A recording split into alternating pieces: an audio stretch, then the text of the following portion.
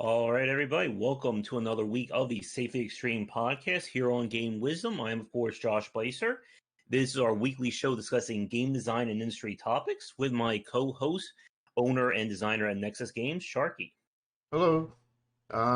Good to be back this week as normal. Mm-hmm. It's been a week for sure. It's been an expensive week over here, I think. It's been what's oh yeah, you've been looking at monitors and everything. Did you finally figure out which one you wanted to go with? I think I want to go with something that's at least like 144. I think was it Hertz or whatever it is. I don't think I need Uh, anything more powerful than that. well, I meant that's not necessarily power. That's a The power refresh consuming. rate. Yeah. That's a load, I guess you'd call it. Mm-hmm. And I think I still want to keep to something like I don't think anything higher than 1920 by 1080. Well, I guess what do you Yeah, think on that? yeah. Like for me personally, I wanted to go with higher hertz and less. I really don't care about resolution. Yeah. But like I I would probably like if I had your system, you have what a 1080 Yeah. 1080. Yeah, I would have probably gone 140 180 somewhere in that hertz rate kind of Mm-hmm. thing for two monitors. That sounds like you should be able to get 60 or 140 or 180 in all games kind of thing, Mm-hmm. or at least a vast majority of them. Yeah. Although, going the higher refresh rate, you might have a little bit of issues with some of the jankier games. Mm. The ones that don't even run at 1080p. Don't have a volume slider kind of thing. You might have a little bit more issues with those because you're now running a Mm-hmm. non-standard hertz rate. You'll probably Uh-huh. get more tearing and stuff, that kind Yeah. of Good thing. old verbal sync there. Yeah, but hopefully it's not bad. But in the end, it's going to more highlight the bad stuff from these games, kind of thing. Yeah. So yeah, And it's of just going course, it's to. been the holiday season, or I guess Black Friday, Cyber Monday, and all that. So there have been a lot of game sales. I think I've picked up 20 different games in the last week, thanks to bundles and gifts and whatnot. Yeah, there's a. Wait a minute, there's a cell. No. I would have never thought there'd be a cell at this time. I thought my opponent is Ninja, Ryu. Wait, I'm going to PewDiePie now? Oh, yes. So many games. I thought And you were going Pony. after what's his name? Um, Doctor Disrespect. Oh, good. Pony gifted me Yakuza 7, and of course, Total War 3 Kingdoms I need to play. And I bought Death Stranding on sale, so that's what, another like 30-hour movie for us to watch? I don't think you have time in the stream to go through the first cutscene. One cutscene will take us to the end of the stream, I think. No, it'd probably take you about an hour or two after. Yep. You're going to have to go for a long stream. Mm-mm. And it's going to be one of those streams like watching the Game Awards kind of thing. Because it'll just be, whole lots of not much of anything. And like, what the hell is that? Yep, pretty much. But we certainly have a lot to get to. We have, of course, some news that's happened this week, and some very weird games that are coming out come in the next week or so. He might have to do the 24-hour stream just to get through the first cutscene of Death Stranding. Mm-hmm. The credits is probably at least 8 hours alone. Yeah.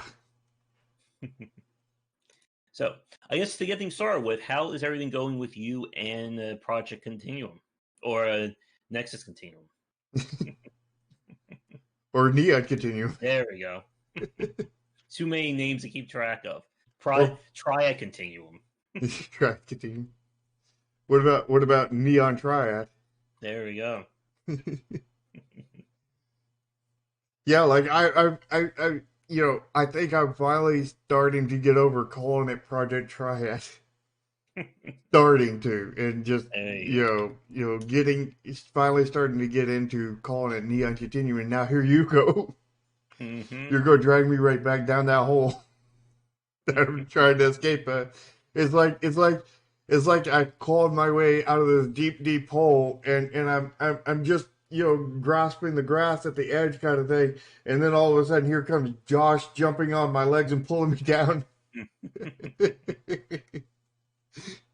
But things are progressing. Like the UI, I it's gotten really, really good. I think like Mm-hmm. I've developed the new energy card. I think it's looking pretty good right now. I wanted to put a lot more details on it, but I don't think I'm going to because like there's just so many layers of things that I think if I detail the city the way I want to, everything's just going to get lost, kind of thing, and it's just going to do it a disservice. I think and it's all honest work, but I think that doing that work is going to possibly make it worse, kind of thing.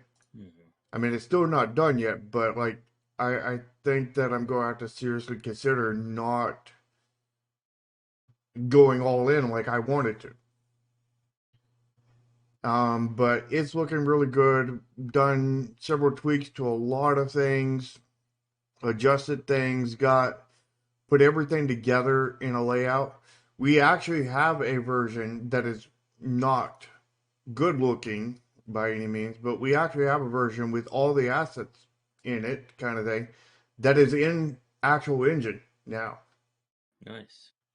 The question is can we actually get it all the way to the playable state before the next dev chat, which is Saturday and this Saturday on the 5th?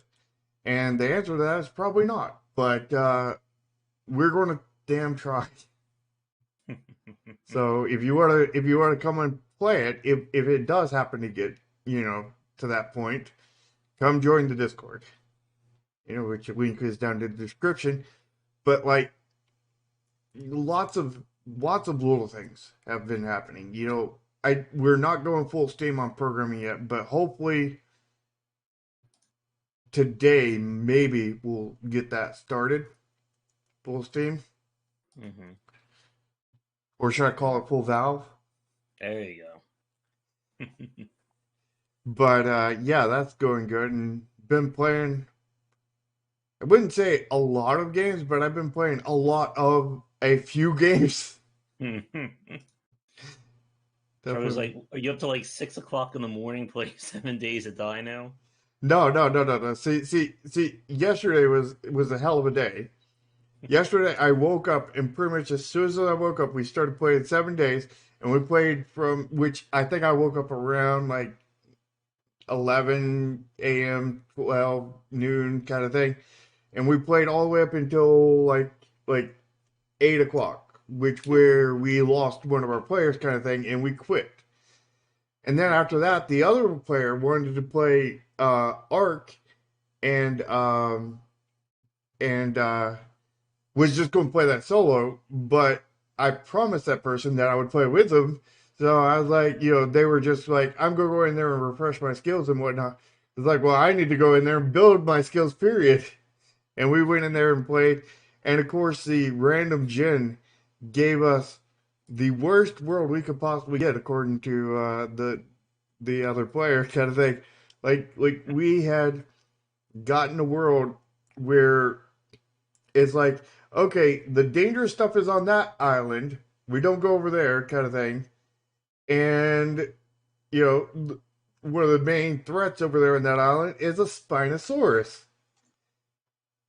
And we happen to, have him be like, hey, there's a newbie island. Let me swim over there. And Mhm. swim over there and completely blocked us off. And then, like, the intermediate island, somehow there was a Spinosaurus there too. And then after all that, like one of the most OP creatures on there, to a certain point, is the raptors kind of thing. And they apparently have some alpha, versions of these, which are like the OP versions that Oh, okay. of apparently all dinosaurs kind of thing. And yeah, we had a alpha raptor spawn on our newbie island, and everything died horribly. Like Is that safely extreme to have like the a nightmare spawn on Newbie Island? yeah, that is.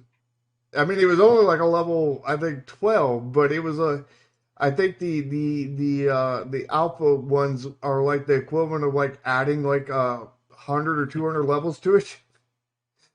So it was Sounds like fair. a level 212 or something. And that thing, like base HP is like 100, and I built everything a lot into HP and had a 200 kind of thing. Hmm. And that giant, Spinosaurus, which is really powerful, you know, he would sit there and like four hit me kind of thing, even Hmm. with all my HP.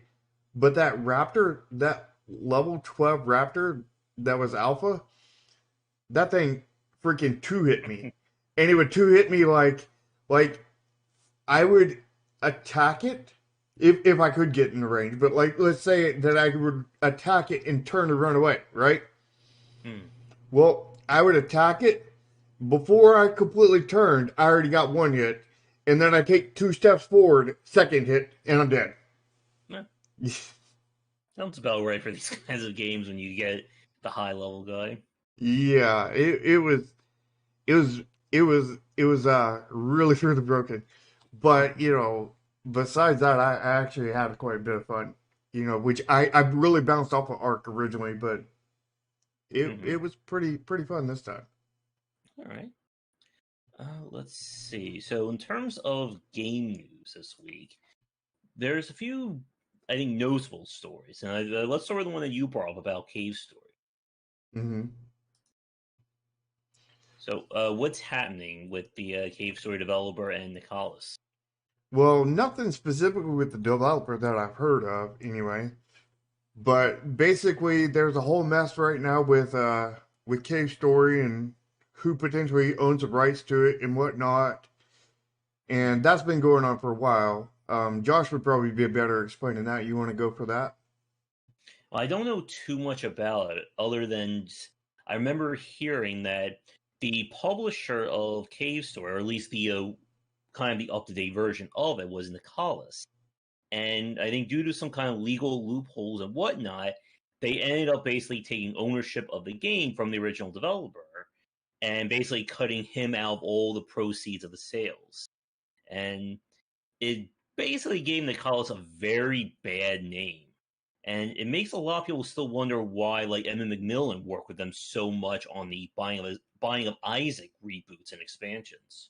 Yeah, there's been lots of questions in there with about that, and according to everything, he still owns the IP, but that ownership of the IP basically means nothing. Hmm.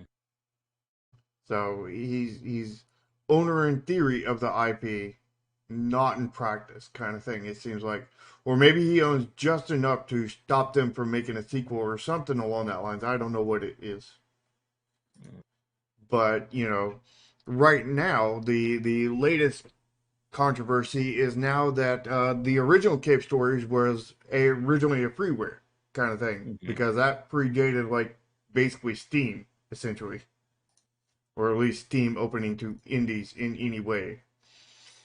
Hmm. And it was a freeware game on the PC and everything, and had was easily distributed and everything before Nistalis or whatever the company name is got a hold of it.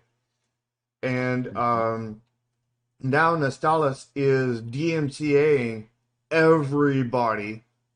for distributing that version of the freeware game. you know, claiming that they own it, they own all the trademark and all this stuff for the freeware Mhm. version. And I'm not a lawyer. I don't know the legal rights behind that, but I'm unsure. I'm really unsure if they actually have the legal right here. Like they definitely don't have the moral right because that is Mhm. very, very wrong and very, very bad and everything. I just don't know in the court of, the court. I know in the court of opinion they definitely lose horribly, but in the Mhm. court of actual law, question is does trademark go down to freeware versions that were there before you owned the trademark? And I don't know. I don't know the answer to that. Yeah. So I don't know if they're in the legal right or not, but I know they're very heavily in the moral wrong. They're very heavily in the court of Mhm. opinions wrong. I just don't know if this went to court, what would happen, kind of thing. Well, Yeah. actually, I still wouldn't know, but like I don't have an idea of what would happen because I don't know the laws around that exact kind of thing. Yep. And like I said, like it's been very like disturbing to like see like what's been going on in the college. So I emailed them several times while I was writing my book because I want to get some footage of the Bind of Isaac, and they never got back to me. And there's definitely been a lot of sketchiness surrounding that company for the longest time. Oh yeah, there's a long history apparently of that company ghosting everybody. Like they'll get a deal with the developer, and then the second they get that deal, they never talk to them again. Hmm. And I'm sure the same is with, any kind of content creators or anything like that that want to talk to them in any kind of way. They just ghost the heck out of everybody, it Yeah. seems. Hmm. And again, while you have to be really careful when it comes to publishers and such, especially if you're an indie developer, Hmm. because most indie devs don't have the clout or the finances to fight this stuff if it goes awry. Yeah, which is the reason why I say, as an indie developer, you should be looking at self-publishing. Now, that does not mean self-marketing necessarily, Hmm. because like if you're not skilled at marketing, hire a marketing person. That there's not a substitution for marketing. Not self-publishing does not say, "Oh, I don't need to market my game." You still need to market your game, and you still need to do it well, kind of thing. But and if you cannot do it, which means if you were looking for a publisher, you probably couldn't. You need to hire somebody. Hire somebody that is good. Keep in mind that good is subjective as well as like it's hard to find unless you're a marketer, kind of thing. And Hmm. I'm very much a rookie marketer. I am, and when I say rookie marketer, I mean like it. There's a what I would say is there's like somebody who has no idea what they're doing but tries their hardest, kind of thing, which would be like a 5-year-old trying to draw an image, kind of thing. And that is definitely not what you want to do. That's not what I would consider rookie. That's doing it with no knowledge, kind of thing. And then there's like somebody who's average in like the first year of art school, kind of thing, and it's like they've studied some techniques, they've got some stuff down, but they're not great or anything. That would be a rookie. That's where I'm at in marketing, kind of thing. But like my if you're looking for a marketer, kind of thing, my advice would be, first, befriending some marketers that do not have time to work on your game but are definitely interested in it. AKA, people who want the best for you, kind of thing, and know what they're doing, but don't want your money because they're busy doing other stuff. Befriend them, ask them for advice and everything. Ask them about, this marketer, do they know what they're talking about, kind of thing. And then befriend a few people, kind of thing, so you have multiple points of advice, and then based off of that, have that help you come to your decision on hiring somebody, kind of thing. Yeah. And again, like this is one of the things we need to get Tim back on because again he did marketing for a living Hmm. before he got into game dev, so he knows a lot more about this.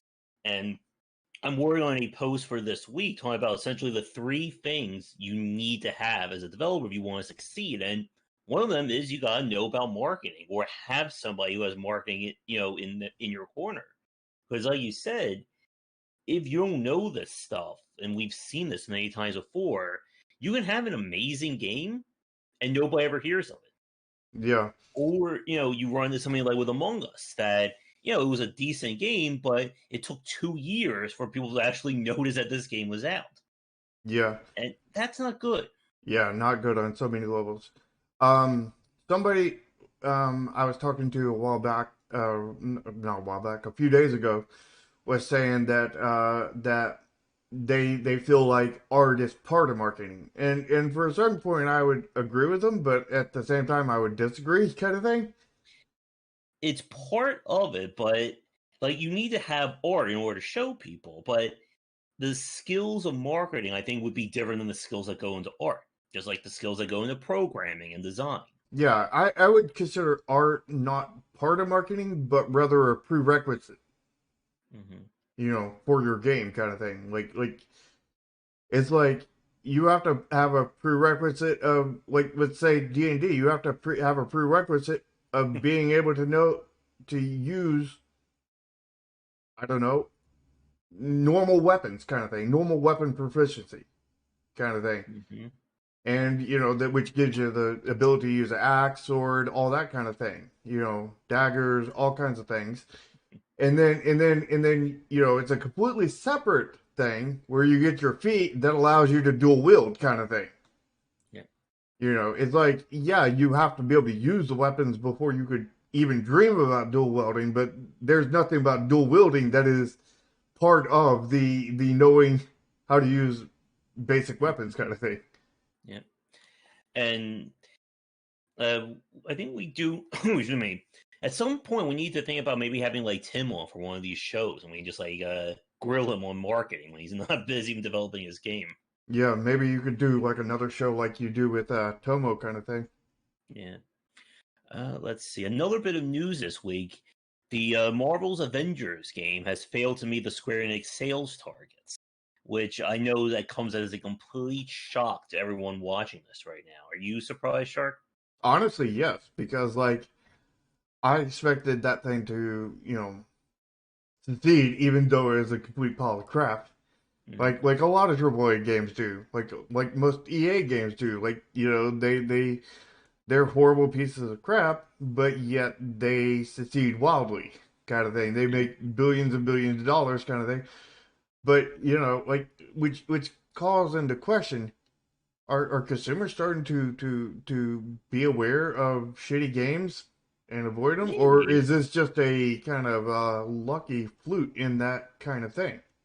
Well, it sounds like a lot of their money went towards advertising, obviously, and that ate up a whole lot of their revenue for it. Mm-hmm. And again, this is something I think this could be a topic for a future show about trying to design modest games that you're not trying to put everything and anything into your game and hope that it succeeds. And it's something a lot of people have been discussing about trying to scale back AAA development because it sounded like if they would have just kept to the single player campaign, maybe adding a few updates here and there, it probably would have been a success. Would it have been, Minecraft, Fortnite levels of success? No. But it would have probably have financially been a success for them. Yeah, it would have probably done that. They said they lost, I think, $67 million on it Ooh. so far. Right now, they're in the red by Mm. $67 million. And get this, according to them, that they're not actually stopping developing on the game. They're keep on going, which They're doing which the Anthem strategy. which I don't know if that's just them trying to quell their consumer base. Like, hey, it's not going to stay a shitty game, and then it actually stays a shitty game the entire time. Or Mm. if they're going to sink. more money into this game to lose because there is no waiting for this game as far as I can see.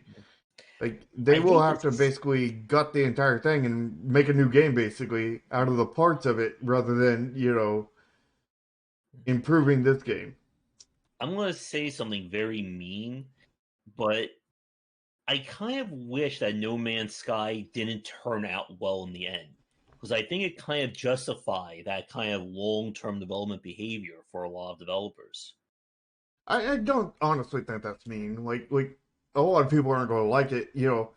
I know Mhm. that I was definitely looking very much forward to No Man's Sky. After like me now talking about playing Ark, and I've always been playing Mhm. 7 Days kind of thing for many years, and like I really love that kind of game, and I really want to play that kind of game, and I was really looking forward to No Man's Sky, and I almost pre-ordered it, and I looked into investigated it. It's like, yeah, there's they're 1 week from from launching. Mhm.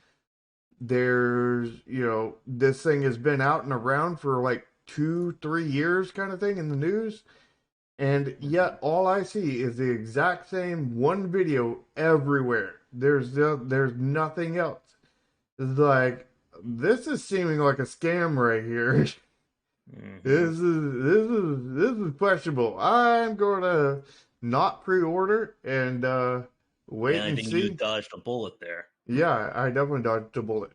And usually, like if it's a game like that does a pre-order, either I get the pre-order or I never buy the game because every time I've not got the pre-order kind of thing, I've not bought the game because like there's normally a reason that I investigate for and find out, this is very questionable. This is red flags kind of thing. And I'm going to hold off. And then just it doesn't surprise me. It does exactly what the red flags point to, or worse, kind of thing. And it's like, yeah, I don't want to touch it. And No Man's Flag did that exact thing. And I hear it's a lot better game now, but I'm not going to support it. No matter how much I want to play it and whatnot, I'm not going to support it. I'm not going to pay for it. And their next game they come out with, I'm not buying it either. Mhm. But if their next game comes out with, I'll be watching their next game, and if their next game comes out and it goes through good kind of thing, it's not a freaking horrible mess kind of thing. Maybe if I'm interested in their third game, maybe I'll touch it. But like I'm definitely not touching No Man's Sky unless I get it for free. I'm not paying 99 cents for it. Like it could go on deep sale for 99 cents. I'm not letting a single cent go to the developer because Mhm. that train wreck, that very bad thing for the industry, definitely deserves to be fought against. Mhm. I will probably get it if it is either on super deep discount or it's like part of a humble bundle where, I know it's gonna go to other developers and such like that. I mean, humble's a different story kind of thing. Mhm. If I got it from Humble, I would make sure that no money went to the developers and all to charity. Alright. But, let's see, I don't think When there's anything. Foreign What was says that? we have to forgive and move past mistakes. Yeah, but the thing is the mistake is ongoing. You can't forgive, and you can't forgive something until it's over, aka until No Man's Sky is over. Until that game is done, you can't forgive it. And you need something to build up trust again, aka the next game, before you can really invest seriously into the one after it.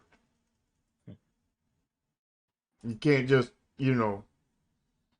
forgive willy-nilly Let's see. because And again, AAA depends on that. And like we've said, there's definitely another topic. I think we've talked about is about games that try to have a bounce back after a failed launch, and it's always a very sticky situation. I think it's something that you can't. I think it differs from developer to developer. Yeah, usually they're completely different situations in No Man's Sky, though. Hmm. Usually the fact is that the game was not good enough, and then they made it good enough, kind of thing. And that's a completely different story from people outright lying to you and marketing the heck out of you to stuff that didn't exist, kind of thing. And while like definitely publishers like Sony had a hand in that kind of thing, Hmm. the fact is the lead developer, also had a major hand in it. All right. Let's get to some of our weird games, and then we'll get to our main topic. So I'm going to have to switch things around here. Give me 1 second. I don't think And marketing only works on vulnerable consumers. It works there we on go. everybody. It just works on different degrees. Vulnerable consumers are more vulnerable to it than not vulnerable ones. All right. So our first game is Get Over It, and I chose Uh-oh. this one. Oh, are you still there? Yeah, hold on a second. Come on. Okay, there we go. All right. So this one I chose for I love this mechanic down here. Faded dice will roll and polymorph you every 8 steps. So every 8 steps, your character randomly changes into something else. And it just reminds me we were talking about we were making fun of games that like would just go like random control scheme. Yeah, and this is pretty close to that Mm-hmm. Play with keyboard and controller. at the same time. We're swapping Hey. controls between them. Mm-hmm. From an art point of view, it doesn't look all that inviting, I think. Yeah, it's definitely very cheap art. Like it's not bad art. It's unfinished. There's not enough detail or character to these things. It feels like this is like the start of art kind of thing. Well, maybe not the start, but this is like when everything's roughed out, everything is like, yeah, this is kind of the general look we're going for. Mhm. And then they add the details and flesh out the art from that point Yeah. and make it look really good. Of course, you don't want to put like all the details in it because pixel art usually looks better with Mm-hmm. very light in details. But this is like there's no details basically. I mean, the most amount of details in here is in the walls, Yeah. and the walls, you know, may be close to finished. Although I don't really like those black outlines that break up all the way around it. They should have that really like there's no black lines anywhere else on the art kind of thing, and it's Mhm. like that really looks out of place. And the whole like solid sections being purple, I mean that just seems like a dev asset, dev like placeholder thing right there, and just like it should be kind of not technically the same color, but there should be a transition and a similar color in there in that section to black it out and make it look proper kind of thing. Yeah, and if you look on the fourth thumbnail or fourth screenshot, you can see it. It's been just copied and pasted, like the same thing for like the wall. If you look in the upper right hand corner of that screenshot. Yeah, I mean they needed better transitionary tiles and whatnot. And this also looks like random generation too. When you look at the way those tiles are placed, like that looks like a random generation flub kind of thing. To where Mhm. random generation is like, yeah, there doesn't need to be a too thick wall, but we're going to put a too thick wall here. and derp out the art in the process because the art is not built for too wide, thick walls. Hmm. Yeah. Let's see. So does anything on here say that it's random generation? Yeah, ever-changing dungeons. So Uh, 4 themed random dungeons and a boss battle. it's funny that I'm able to pick out that it's random generation just from this screenshot, and not a very good random generation at that. Yeah. All right, but moving on, we turn to get to the first screenshot here. Nigel's Journey: A Working Day. And if you were wondering about a game looking very asset flippy, This is not uh, it. There's no asset flippiness to it. Not at all.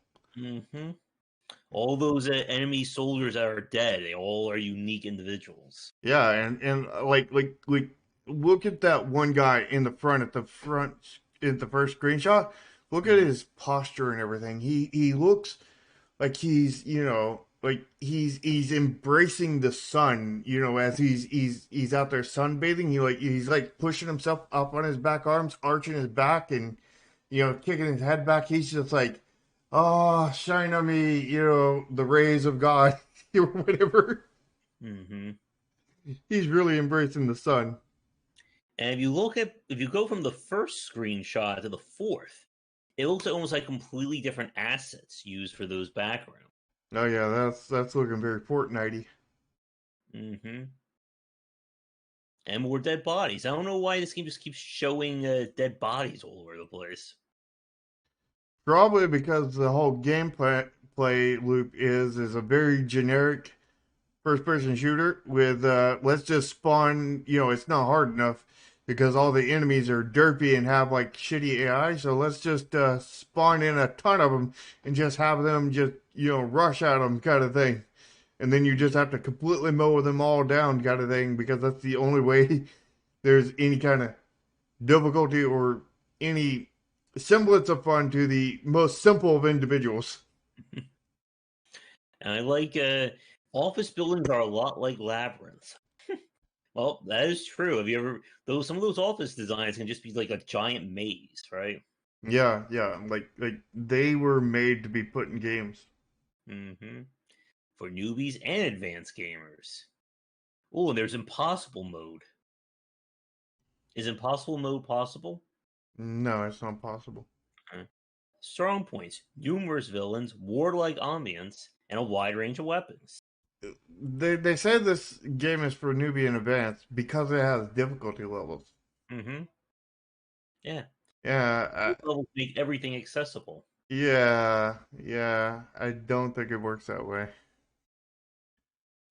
Also, if you look at the third to last screenshot on the warehouse, the perspective looks very off in terms of like those soldiers that he's shooting at. I don't know. Do they even have heads? I think they do. Doesn't look like they have heads to me. The two that he's aiming at? Hmm. It's very hard to tell. Yeah, it is. Like it looks like their heads are cut off or something. They're so far, but not far. Yeah. Yeah. All right. Let's move on to Equilibrium. Equilibrium. Wow, Realms. And this is one of those games that when I first read it, it sounded very interesting. But then the more I look at this, the more like red flags just make themselves apparent. Definitely a lot of red flags in the art. Yeah. The UI has that very like mobile look to it. A lot of, circular symbols here. Yep. And it looks like the buildings don't look like they're like a part of the environment. Like, it feels like someone just like copy and pasted the building down. Or what it is that the asset that is on, for the buildings and everything does not match, and the trees not match the ground asset. Yeah. And I'm guessing one of the two are assets, if not both. Yeah, and you can see that the trees are copied and pasted a lot. Well, that's normal game development, but like they Oh, didn't do it in a good way. They didn't make and it if you feel look, good. oh, here's a little challenge. If you look at the third screenshot, do you see something very off about the UI? That there's like UI everywhere. Well, there's something particular. Can anyone spot what I'm looking at right now? The pause Where? button, What was that? the pause button. No, but that's a good one. If you look at the bottom where it shows the money, the 9 is actually outside the little Uh, box it's supposed to be in. yeah, they screwed up their alignment. Mm-hmm. An easy fix. They just need to adjust Oh, WRF guy. the X or Y coordinate. I forget which way it is, which way it's horizontal, but you just gotta Yeah. adjust that by a few pixels, and that would be fixed. That's a very minor issue, but it does go to show that they didn't exactly care. Yeah. And that's why I kind of put in the post I'm writing that if your game comes off as looking cheap or shoddy, people aren't going to want to give it the time of day. Well, that's not just looking cheap and shoddy. That's actually being cheap and Yeah. shoddy. Like they took a screenshot of this. They approved this to be put on there. There's no way they did not notice this. Yeah.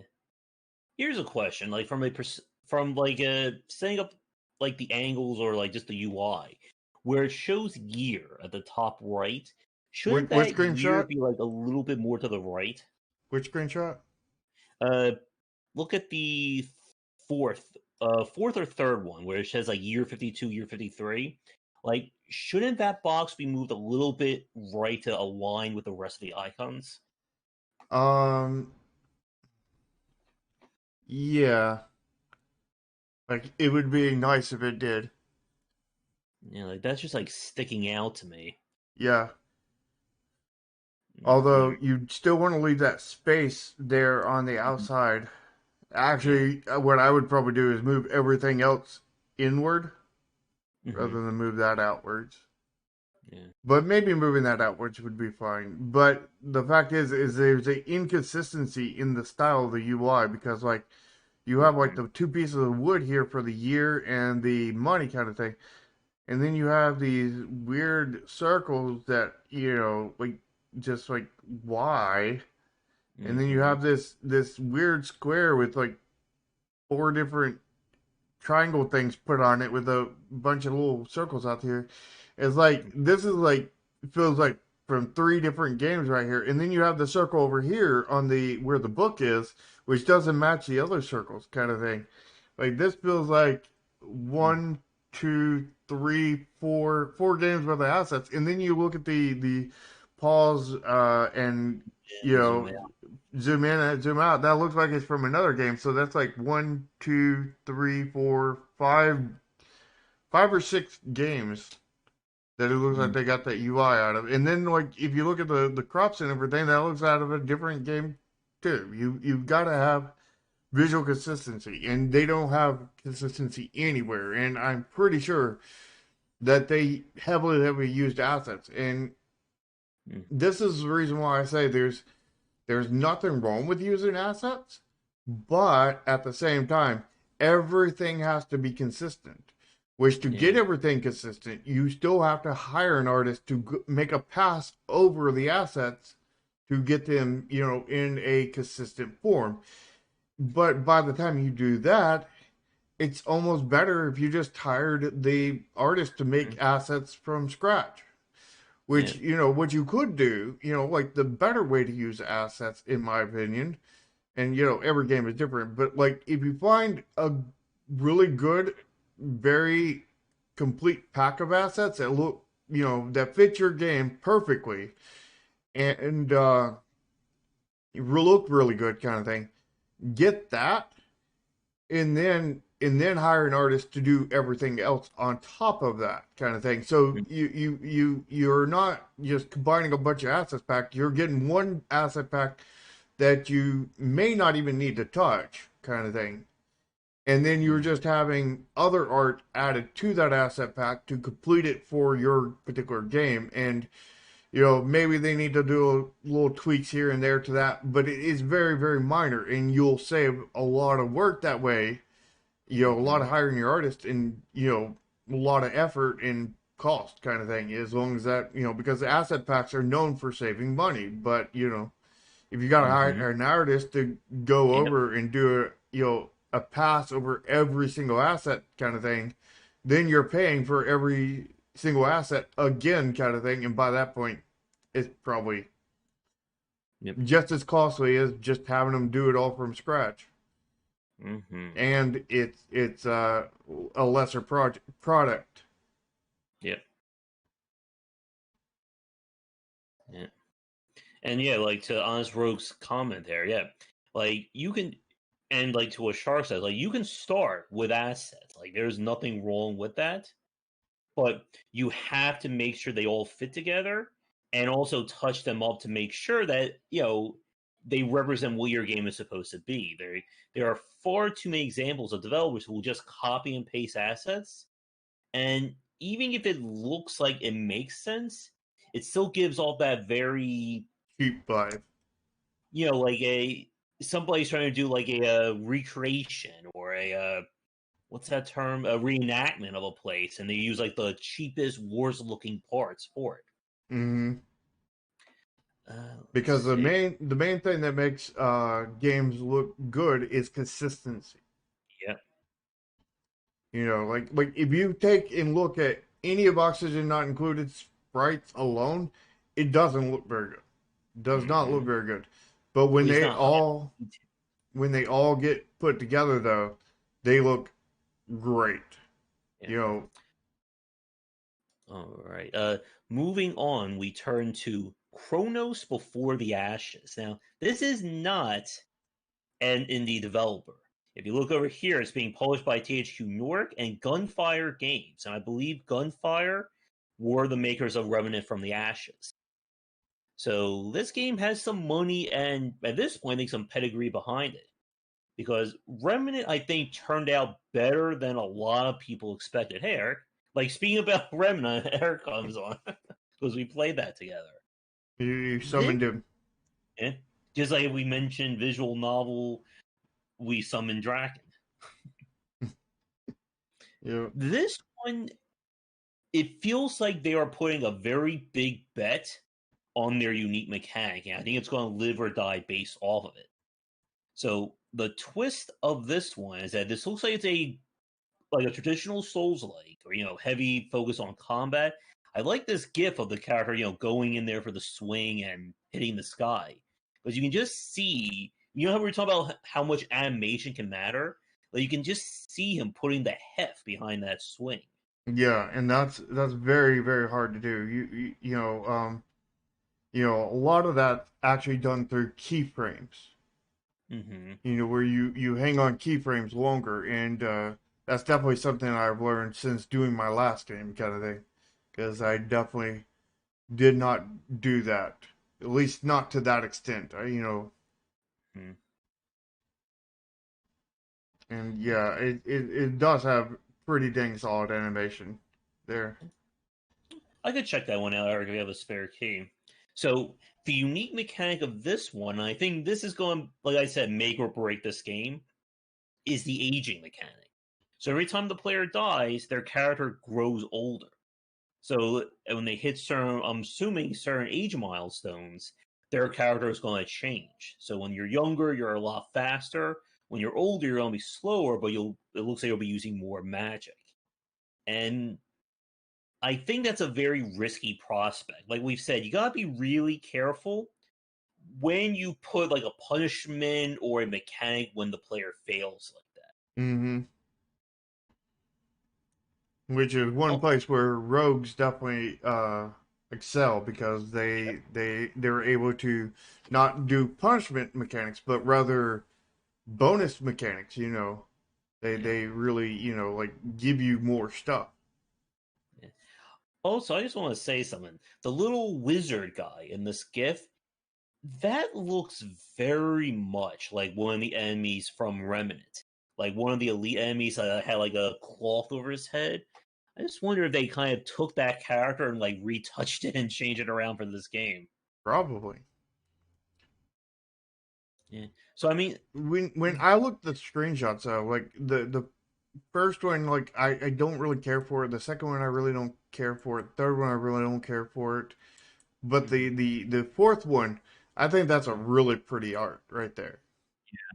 Like I really wish there was a lot more of this kind of art in there because like I find that really pretty and like the other stuff is like so drab kind of thing. And there's like I think there's like two screenshots that kind of look like that and like 10 that look like the other.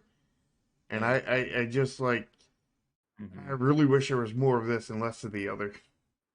I like the second to last screenshot with the character like jumping in the air and trying to stab that guy with a spear. Yeah, that The is another fine one of those. The final one I don't like. It's just so nondescript. Like I don't know what's happening in this one other than Parkle. Yeah. Oh, that's nice, Nikita. Or like and like time or limited time kind of mechanics are very they can work, but they're also very risky. Like if you remember, there was a game. I don't think I actually played this one on stream, or I may have done it. That the game literally takes place over 680 hours or some like long number, and it's real time. Hmm. Very interesting game, but just completely not part of my kind of play. Yeah, that sounds like you get 680-hour playthrough. Hmm. That's pretty crazy. So this, What happens if they pick up the game and then they pick it up, they play like once to make sure that they don't want to get rid of it kind of thing, and then like several weeks go by and then they pick it up again and they're right at the end and it's like too late to do anything and they're screwed. yeah. All right, so this next one I chose because it sounds like another shark pun here. Oh This god, is that's not a Rough shark Night pun. at the Gallery. It's a short form horror game that all the paintings are of dogs. And I think the dogs come to life to try and lick you, which I'm pretty sure that's a D mod if we say that out of context. Yeah, like uh, how is this a shark pun? Rough Night. That's not really that's not much of a pun. That's not a good pun. I do good puns. I don't do bad puns. I'll let the audience judge that one. Everybody lolls at it, basically all of them. There's a couple that doesn't, but like I'm always Oh, experimenting. I did talk about open world design in my third book that I wrote on roguelikes. It's very hard to do that right because if you make the world too big, it just feels like you're wasting time moving around and keep the enemy streaming into the player. Or I think it depends on how much action you want the game to be. Some games will have like spawns like every like in-game day they'll respawn the enemies. If your game's gonna be like super actiony, you could get away with that. But there's also the idea of you're just going to overwhelm the player. That may just be too much. There's no break in the excitement. Yeah, honest rogue. I think you misspelled rough there.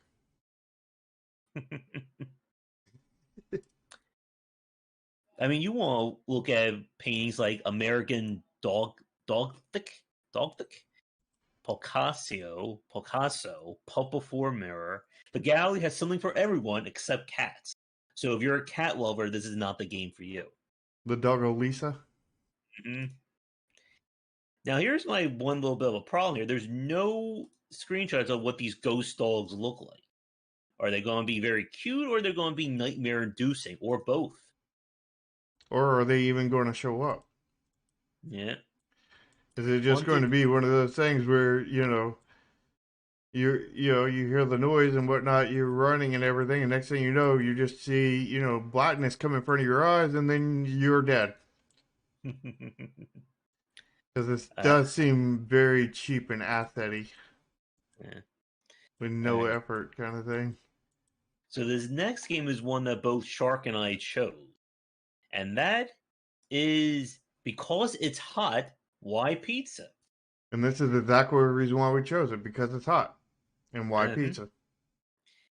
And these screenshots are something.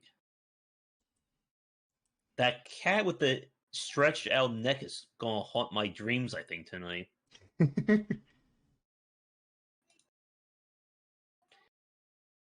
That is just haunting in so many ways. Oh, and there's a duck with the same neck. When he looks, he has no eyeballs there. He has no irises in his eye. Where's that at?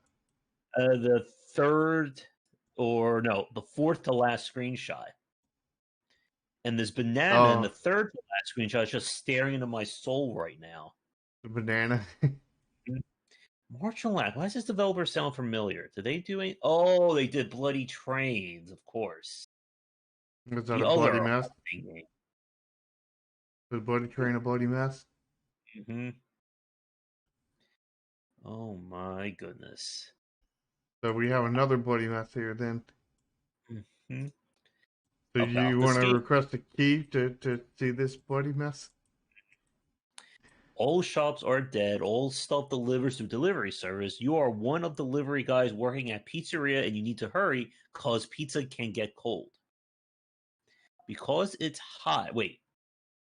Because it's hot is the name of the game, and then why?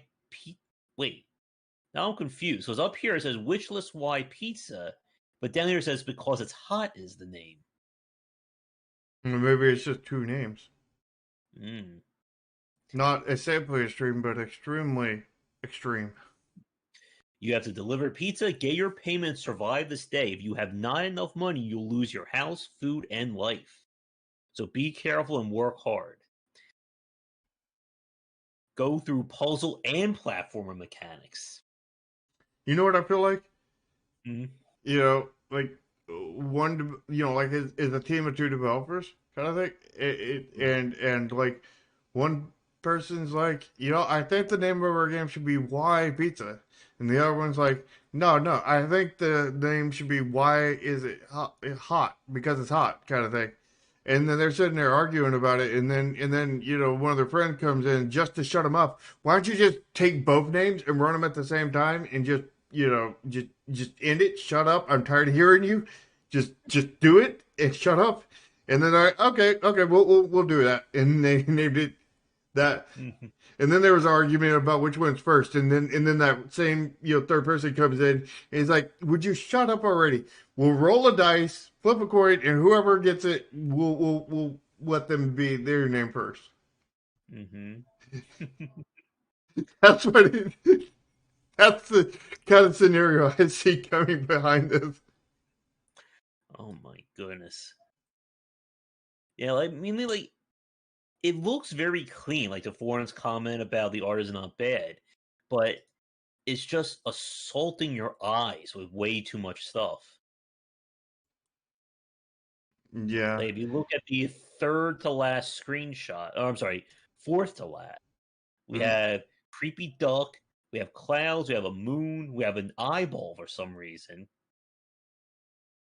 And there's Everything needs just to have a face on it. It looks like, or almost. and there's so much saturation in here, and it's all different colors of saturation. Like there's not like this cohesive theme, like because like like if you look at the background, I mean the background's fairly cohesive. You have the blue cloud, you have the red, you have the purple. It's all this purplish color. Blue and red make purple kind of thing, and then you got the purple in the middle kind of thing. And then out front you have blue and yellowish orange kind of thing. And yeah, those are what is it? Split complementary, I think is what that's called. Mm-hmm.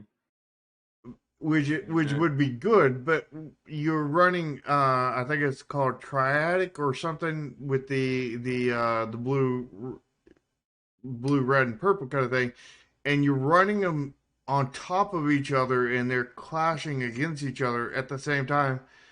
The background is very high saturation. The front is almost desaturated kind of thing, and like it feels like two completely different games. I mean, did one of those two people arguing did the background and the other one did the foreground?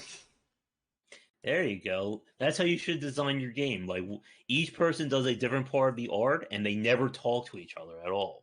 Except for when they argue about what they name the game should be. They meet once a month to argue about it, and then they Yeah, go back and they never see each other for the next month. yeah. And then All somebody right. always has to come in and break them up every time they're arguing. Mm-hmm. All right. With that, let's move to a game that I think has some decent art to it, and that is Tinkertown.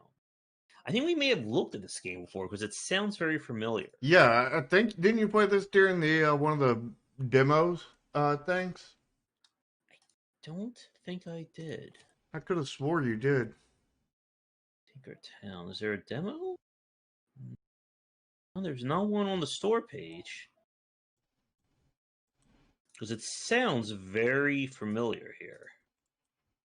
Yeah, I But know there's something on, I know you touched at it some point, mhm.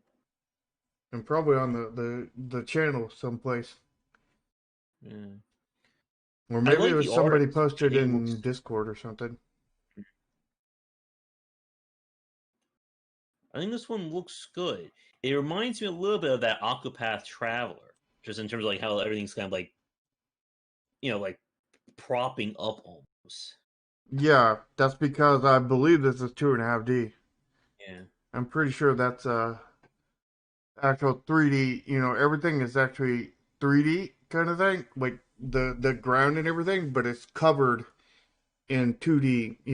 Well, I mean that's generally what 3D is, but it's covered in a 2D texture kind of thing, and like all the assets, I think are like everything that like is popping up kind of thing is like billboarded up kind of thing in Mm, 3D. yeah. I think that you may be right about that, Foreign, about if your game has fishing, you'll get instant sales. I wonder how that intergalactic fishing game ended up doing, because I really like that one. So this one definitely has potential to it. It looks like they're going for single player or multiplayer. Epic loot, build your own habitat. So there's definitely some potential here. I'm hoping we get a key for it because it's going to be a fun multiplayer game to try out. Yeah, it could be interesting. It looks sort of like, I mean, the feel I'm getting is like Legend of Zelda meets like survival crafting kind of thing. It kind of reminds me a little bit of Forager. Like if you look at kind of the assets for like the mining ore and the bushes, has that same kind of like circular, everything looks circular kind of look to it. I don't know. I can't really see that. Mm. All right. Let's move on to Silmar's Dice Kingdom. And I chose this game because I don't know what is happening in this game. Apparently, everything's about dice roll. Yeah, like I mean, this is a case of like this is one of those UI the game kind of thing. Mhm. Of course, I'm not one to speak because I mean that doesn't mean that it's bad kind of thing. I'm just saying because like my current game is basically UI the game because that's kind of how card games work in general. Mhm. But like it is very very UI focused. So UI is very very important to absolutely nail right. And I don't think they did a bad job with the UI. Mhm. Except for in that first screenshot, I don't like that top area underneath the both top areas actually. That brown right there, Mhm. it doesn't match the brown in the other areas, and I think that really kind of clashes there on that first screenshot. But like besides that, like I'm not specifically seeing any specific UI issues. Mm-hmm. Like it's looking pretty solid, I think, UI wise. Yeah. But it I think. is a lot of UI, and they do have it quite scattered. And I don't know if there's a better way they could do that, but Yeah. And that's the problem when you talk about any kind of strategy, turn-based, grand forex, however you want to say it. It's very hard to make screenshots look good, or more specifically, the screenshots convey what's going on. yeah, that turn-based games in general are just really hard to make trailers for, screenshots for, and all kinds of other things. Yeah. Anything turn-based, anything strategy-focused kind of thing, anything along that lines, it's so hard to get, that because like the gameplay of these games is you thinking, Mm-hmm. and you can't, take an image of somebody's brain Yeah. kind of Eh, thing. Like unless it's like that meme, you put up that meme as part of your marketing campaign. Yeah. Eh, I'm gonna put in for a key for it. You never know. This could be something worth checking out. All right, and I have a few more, and then we'll go to Sharks Pit. There are a lot of interesting games this week, Mm-hmm.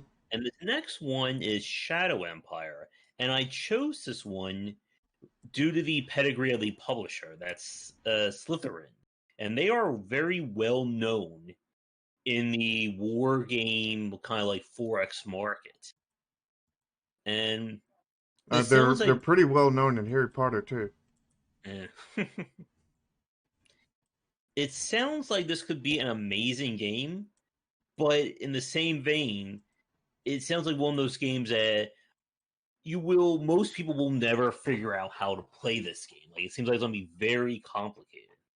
This art looks really really horrible. This art feels like a first time developer kind of thing, like an Mm-hmm. asset flip kind of thing. Like it does not look good, and because of that, it's not going to sell well. But Mm-hmm. if it hits everything in its target audience kind of thing, Mm-hmm. it'll potentially do really well in that specific niche. But only if they hit it really really well.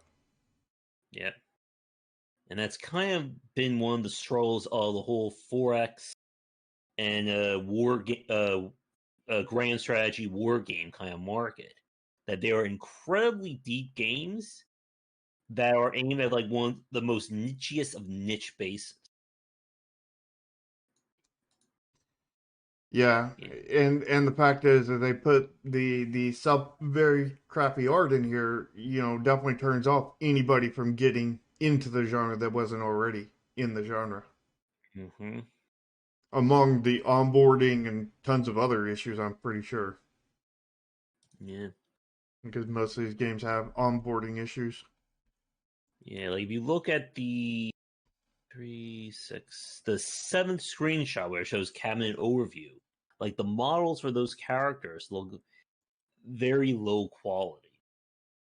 Oh yeah, that looks cheap 3D assets character maker thing.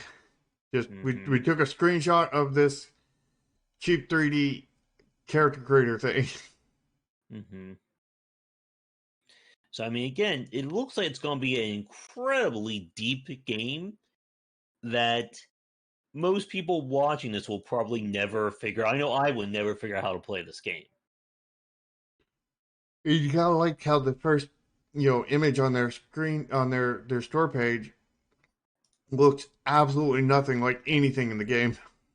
Yeah, Let's just or the pay. third one as well. Well, none of those do. Mm-hmm. You have to go down quite far to see something that looks like it actually came from the game. It's like it's like some of those mobile games advertising themselves as these next gen graphics and everything, and they're like they look really really amazing, and then you get in the game and it's like looks super crap. It's like you look at Like it what and Jack you're was you're talking about. expecting like a AAA kind of experience. You get into it and you're like, this looks like an asset flip kind of thing. Hmm. To Nikita's question, I think it really depends on what kind of pacing you are aiming at. Because some Metroidvanias take a very long time to kind of deliver their items, while some will kind of give you your bread and butter stuff very quickly, increase jump, increase run, attack, and then space out everything else. Well, I think the absolute key is design all those powers before you design the levels. Design all the powers, Yeah. get Know them what you want. playable and play them and just play around in a blank space. Add in a few obstacles here and there, maybe, just to get a feel for everything and make sure everything is really solid and it feels really fun without even having any kind of real level design. And then Like, go into level design, and then through that you'll probably that'll probably lead you to where you need to place these powers, especially yeah, if you like have a story in there. If you have any kind of story in there, you're going to be like, well, they need to run over here, get this story bit and everything, and then I want them to go over here, and that'll like if you have story, that'll further get you into the pacing kind of thing. And then of course test, as soon as you got the basically blank room with maybe a couple obstacles where you can test different skills out, like wall jump and stuff like that. Like, once you have that, just get it in testers' hands and test. like when we spoke with not Mark, the guy who did Vision Soft Reset. Mm-hmm. Like he got those mechanics. He also dealt with like time manipulation as well. But he got all his movement tech and all those options done first, and then built the game around them. And that's what you really want to do, especially in a Mm-hmm. mechanic focused design like Metroidvania. Mm-hmm. And before we move on to the next thing, I just want to say, like, I think they know, like, Slytherin knows their market. Because if you look at this screenshot, the one that's just literally a tech tree that shows all the possible variants of an infantry, like, to the outsider, I'm sure this just looks like gobbledygook. Like, it makes no damn sense. But to, like, a war game or grand strategy fan, I'm sure this got some very excited about this kind of game. If you look at the other one with the line graphs and everything, that probably gets them even more excited. Oh, yes. Of All course, they right. did add stuff like this into the. They're working on adding that into the new DLC for Oxygen Not Included. Oh, nice. Give you more details, and they're. I think Oxygen Not Included will be the first game I legitimately buy DLC for. Oh. All right. So this next one I chose was it looks like there could be potential here, but I do see a few warning flags. So this is Abyss the Forgotten Past, the Prologue Edition.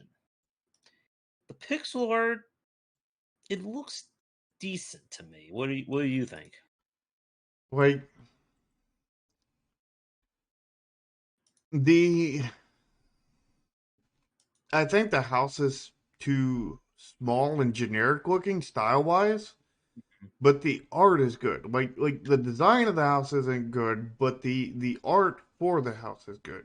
Mm-hmm. Same thing goes with those two buildings that are side by side of it that look like the exact same building, and that's way too much using that asset. And the same exact trees that are Mm-hmm. perfectly filling that gap. There's not like any like holes kind of thing in between. Like one is like mostly behind the church like building, and the other is partly Mm-hmm. behind the house or just wide open. But they're like just perfectly filling that gap, and it gives this very cheap feel to it. Like there, like I only made two different trees for my last game, and for the most part that worked, kind of thing. But Mm-hmm. you know, I did not place them like this. Yeah. Placing your If you trees is very very key to actually having the longevity of it. if you look at the fourth screenshot where it looks like you're in like a church or something, that back window is really bothering me. Like it looks like the perspective is very off on where that window should be. I don't know. I don't think there's a perspective issue, but they do have that. You know, I think it's. I think what if I had to guess, I'm guessing they have parallax Mm-hmm. going here, and it's just the way they took the screenshot kind of thing. Because I'm assuming that as you move, I'm assuming that that forward place in the background, you see that forward Mhm. wall kind of thing. I'm Yeah, assuming that as you move forward, it's going to expose more of that window kind of thing and go across kind of thing. And I think that's just a screenshot thing. But I do think that they should have done more than just a white. Like maybe put a little bit of stained glass like down at the bottom area kind of thing. But like I mean like everything here I think is solid. Just I would have liked to see maybe a little bit more color in that stained glass. Also, the fact that that stained glass is really really bright and everything, but the lighting on the inside is not coming in from yeah, there. Is very dim, which again goes back to that. They should probably put some stained glass or something in there. To make it that lighting look more real kind of thing, or redo the lighting kind of thing. yeah. And the other, like the what has me concerned is that if you look at the descriptions of the game or the description, like it looks like the game's trying to cash a check that, or the Mario is trying to cash a check that the gameplay won't be able to cover. There's puzzles and challenges, there's RPG systems, there's crafting and weapon foraging, and multiple types of weapons. It all sounds really great, but what it sounds like and what it is in practice are often two different things. Yeah, like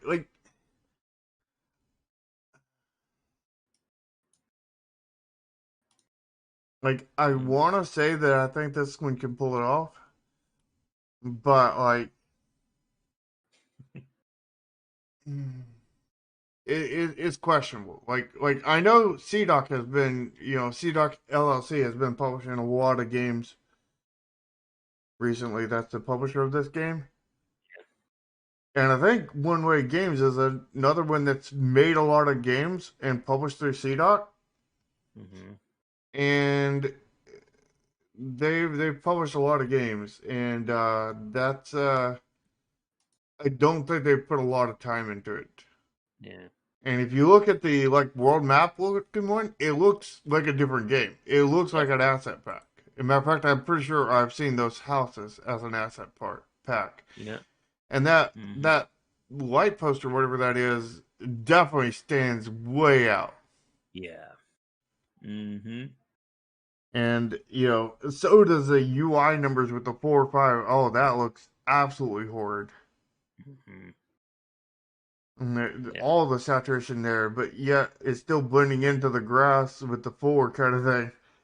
Mm-hmm. And like, you know, there's definitely some red flags here. Hmm.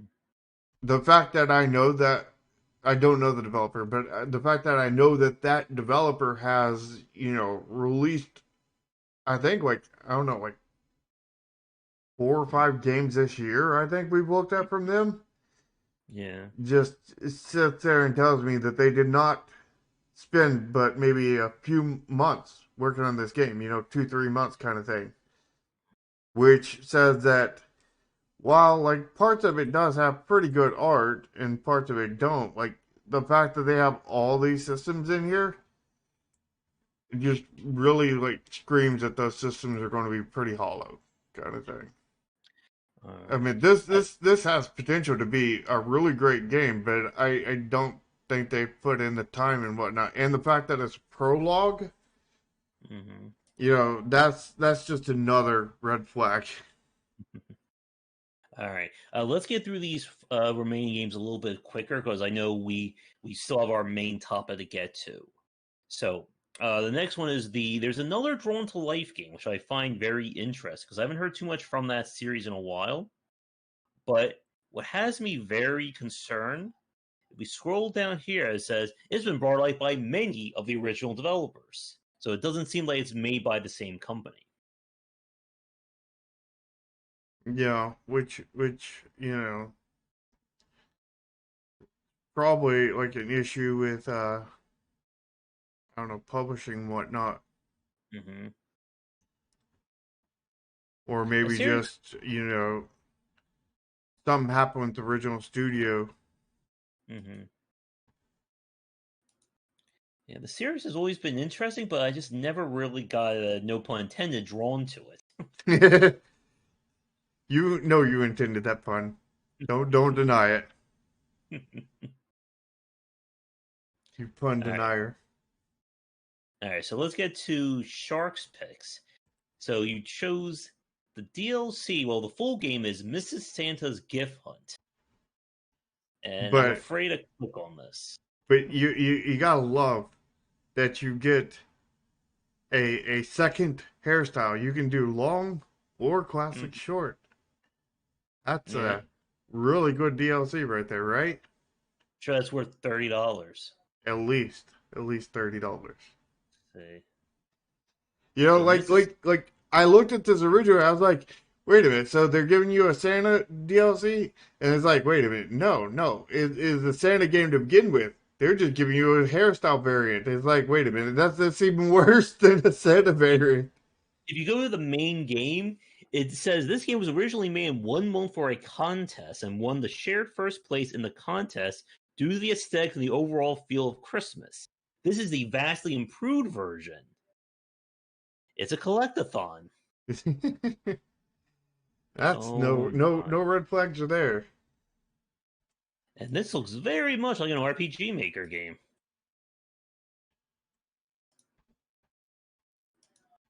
Hmm. Okay then. All right. The next game, Fist of Fluffs.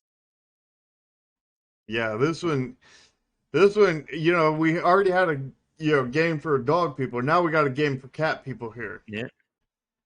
You know, and you got the raccoon in that second shot, and is this like an RPG mechanic thing? Like you look at the third one, like you pick a sausage or no hat. No. This is customization here, isn't it? Yeah. This is more personalization. Yeah. Yeah, personalization.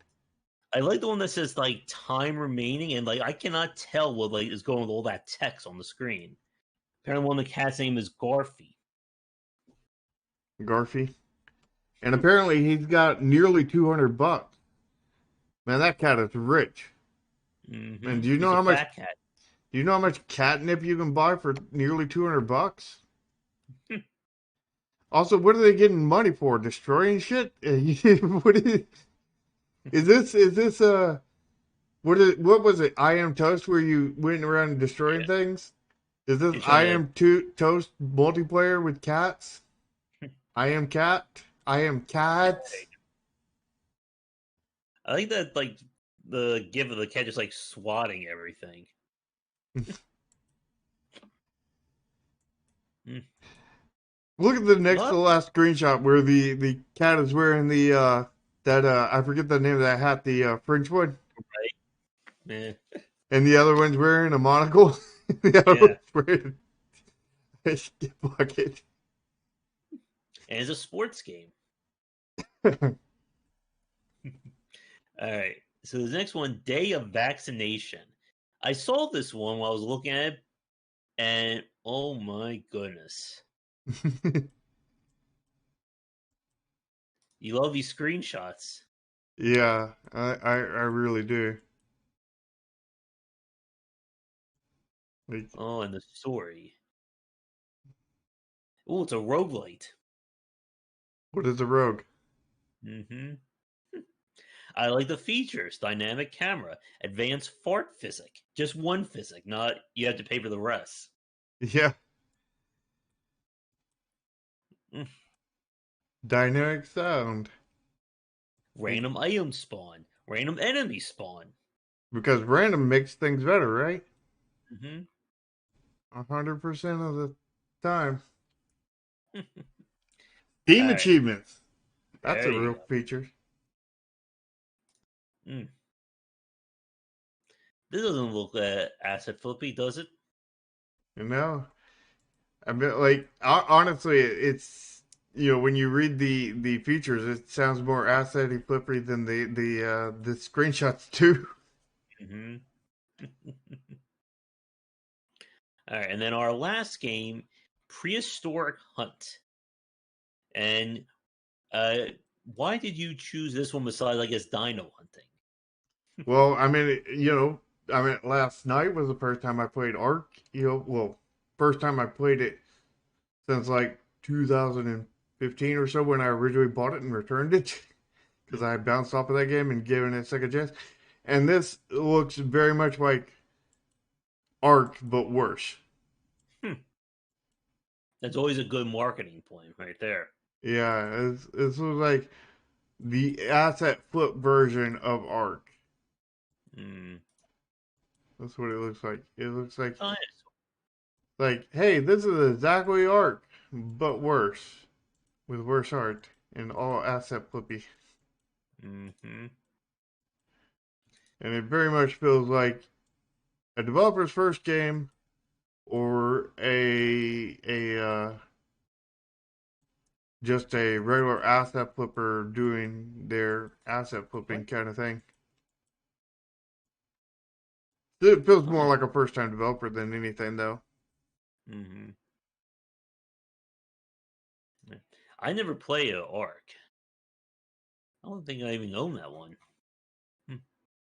I'm liking it so far, but like I definitely like so far anyway. I don't have a lot of game time in it. Hmm. It is inferior to 7 days. Like I can play 7 days infinitely. I don't know if I could put that many hours into Ark kind of thing. Like like they like there's a good bit of jank to it, especially in the UX design, UX UI. Well, more UX, not UI. UX issues. There's a bit of jank in there. There's definitely some jank in the RNG kind of systems with spawning, crazy monsters where there shouldn't be crazy monsters, kind of thing. It's like like the first part of the Jurassic Park movie. Everything's peaceful and everything, and then you get to the because this is the peaceful monster, the peaceful dinosaur section, and then you go to the T Rex and Raptor zone, and everything goes to hell at that point. It's like you're in the peaceful area, and then all of a sudden right at the beginning of the movie, and all of a sudden a T Rex comes in and starts chomping down all the peaceful dinosaurs and you, and the movie's over before it even starts. It just ends right there at the first like 10 minutes of the movie. And then it ends. That's the RNG I got basically. Dino RNG. Yeah. Yeah. I didn't follow too much about the DLC of ARP, but I know a lot of people were pissed off about it. Yeah, I don't have the DLC. I just bought the base game when it was ridiculously. Actually, I think I might have got the DLC for free in it or something. I don't know, but I paid like $10 for the whatever I got. All right. So So with that, let's get to our main topic because I think we ran very long in terms of these weird games. There are a lot of them this week. We may have to just go for like a strict, maybe like 5 game limit. Like, I think for both of us going forward, just to keep this like before it gets like too crazy in terms of all these games. yeah, we definitely got to Hmm. limit how Well, we can many we limit the number do. of games being released, right? Yeah, But let's get to our main topic. Like we've said, we are in the middle of course, of a major sales season, and there ain't no sales. What are you talking about? Mhm. But one of the toughest points about from a development standpoint is knowing what sales mean to you and when to use them for your game and how much. And when we talk about kind of sales seasons like this, I think there's two very broad categories. We have sales that are tied to, major events, the autumn sale, Halloween, New Year's, etc. And then there's the individual sales. Like when do you put your game on sale? Which And which this is going to be filled with lots of subjective stuff, oh yes. subjective information. So don't take we're going to be speaking a lot in general, so don't take anything 100% for law, but like this is we're talking about general best practices and stuff like that. Yeah, because for every example that we talk about, there will usually be an exception to that rule. Hmm. And not only that, but sales also matter for the actual pool of your own game. Like if you're a major game company, like if you're Activision, 2K, Blizzard, whatever, sales work differently for you than if you were a smaller developer who, just put out their first game, or your game is already $10 or things like that. which is going to be more where our focus is. It's going to be not necessarily on first game people, but we'll definitely include them in there. But like first, second, third, basically our focus will be, basically probably all the way up to about the point of clay. Like we probably won't go above kind of clay level with our thoughts kind of thing. Mm-hmm. Yeah, and to a Rat's Tail's point about Candy Raid, that again, there's a lot that you have to think about when it comes to sales. First, you have to think about what is the base price of your game to begin with. Because like we've said, you can lower your game, you can have a sale as much as you want, but when you put your game on sale, you are setting a precedent for what people are going to expect your game to be going forward. If Mm-hmm. your game is on sale for $8, people are going to assume, or people will wait for that $8 sale again. So if you try to go on sale, let's say in 6 months from now, you can't go with a weaker sale, because then people will think that you're trying to jip out new consumers. Well, you could, but like there's many different tactics. There's I mean we have the tactics from like Factorio where they literally never go on sale. They never go on sale. And it has worked out quite well for them. But that being said, they are very much a exception to the rule kind of thing. Yep. And that's what we have to keep in mind, because like at the time when they released, there was no games like Factorio. And Really? there's still not very many games like Factorio. There's Satisfactory and there's Mindustry and there's a Shapes.io thing. And But like, that's pretty much all I can think of off the top of my head. yep. There's not very many even like people tackling that genre kind of thing.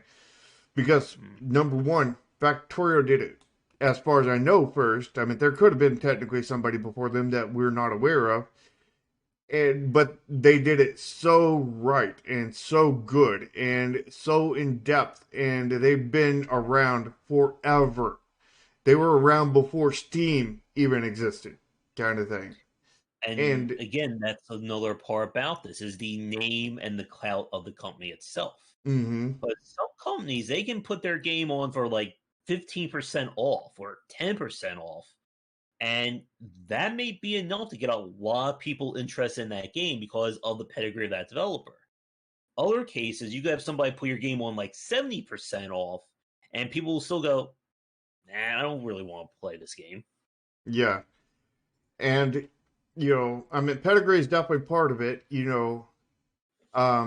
Having a reputation is also another one. Like which you really can't do until you do your second game. Yep. Because like, you what you do in your first game sales wise definitely will impact what people think about you in your second and your third and whatnot. And those two will impact your third. Like when I did,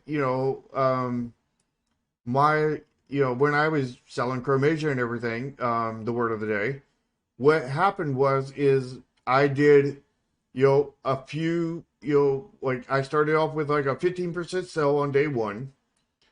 And then I think it was a 15% sale on the next holiday.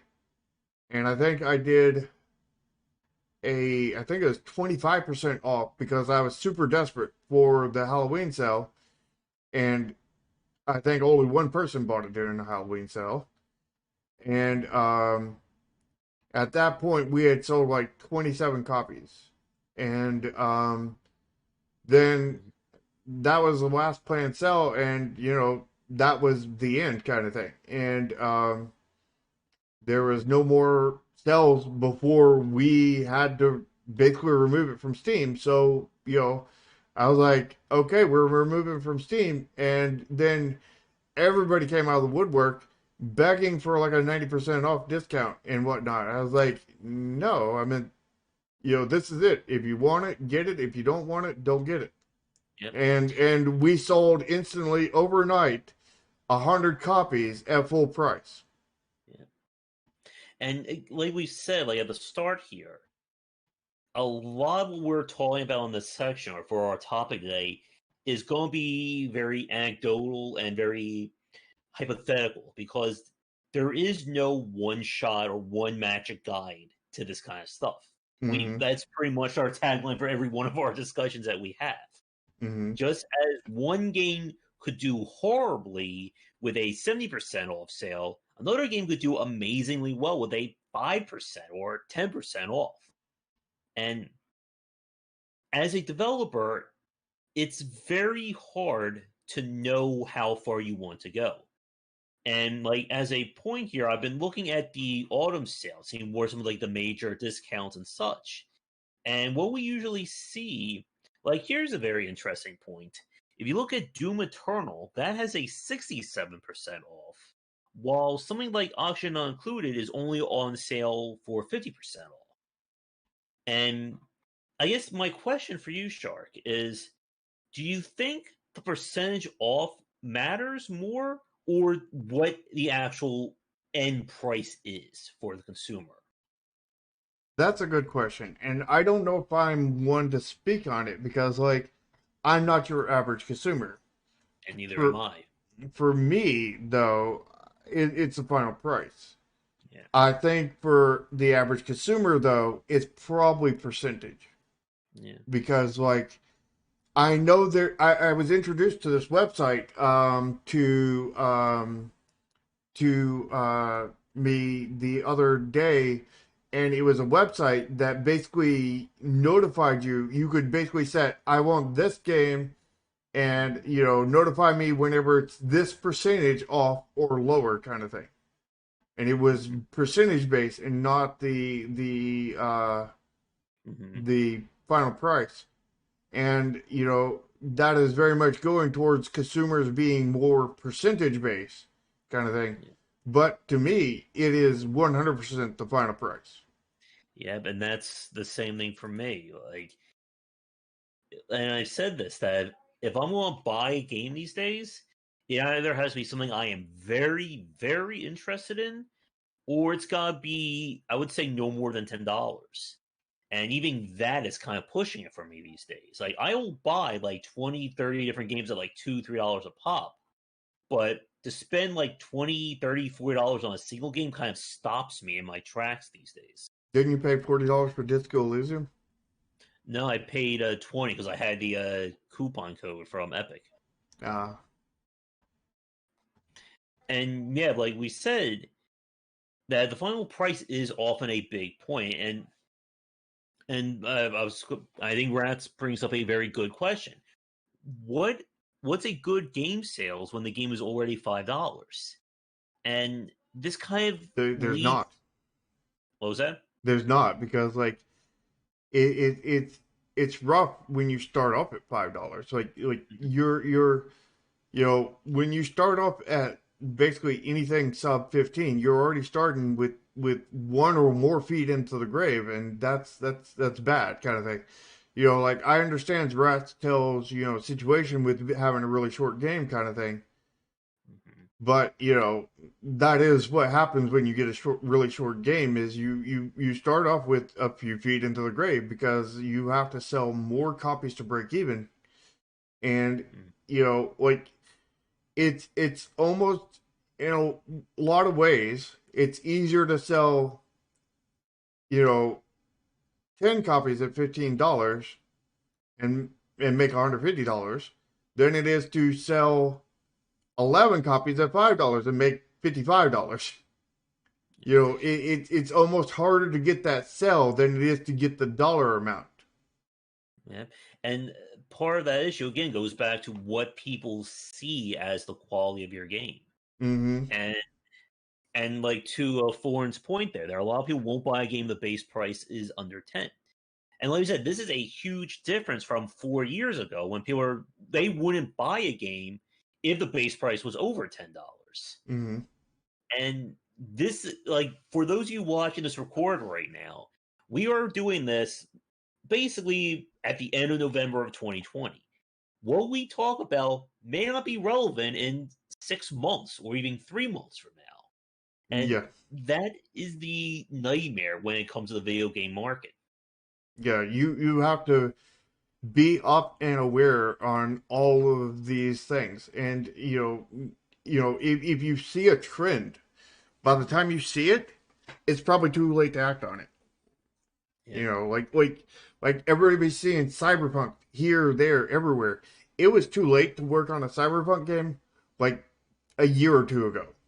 Now, if you Yeah. were already working on a game, 2.5, 3 years ago, kind of thing, then you may be good. You may not be good. It really depends on your game specifically and when you can actually release, kind of thing.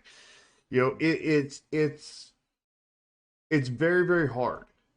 And it's a very hard market to get into. You have to really be in the know if you want to succeed. And being in the know does not mean jumping on a trend the second it comes out.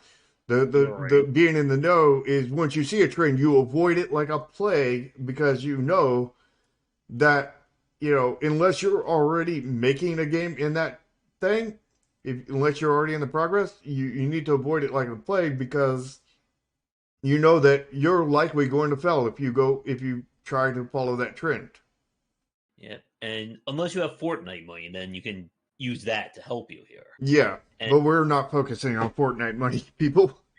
to Mr. Game and Chat's comment about sales and free to play games. Yeah, Nikita and Foreign kind of, I think, answer what I was going to say, that there's a difference between selling content in a free to play game versus selling a new game or selling a game to a new consumer. Oh yeah, And, that's totally perfect. yeah. And what we're focused on for today is more on the game sales, getting your game like in the door for people to buy it. Yeah, But although free-to-play content, that could be its own topic for a future talk. yeah, although if we have enough time today, which I doubt we will, we might hit on that.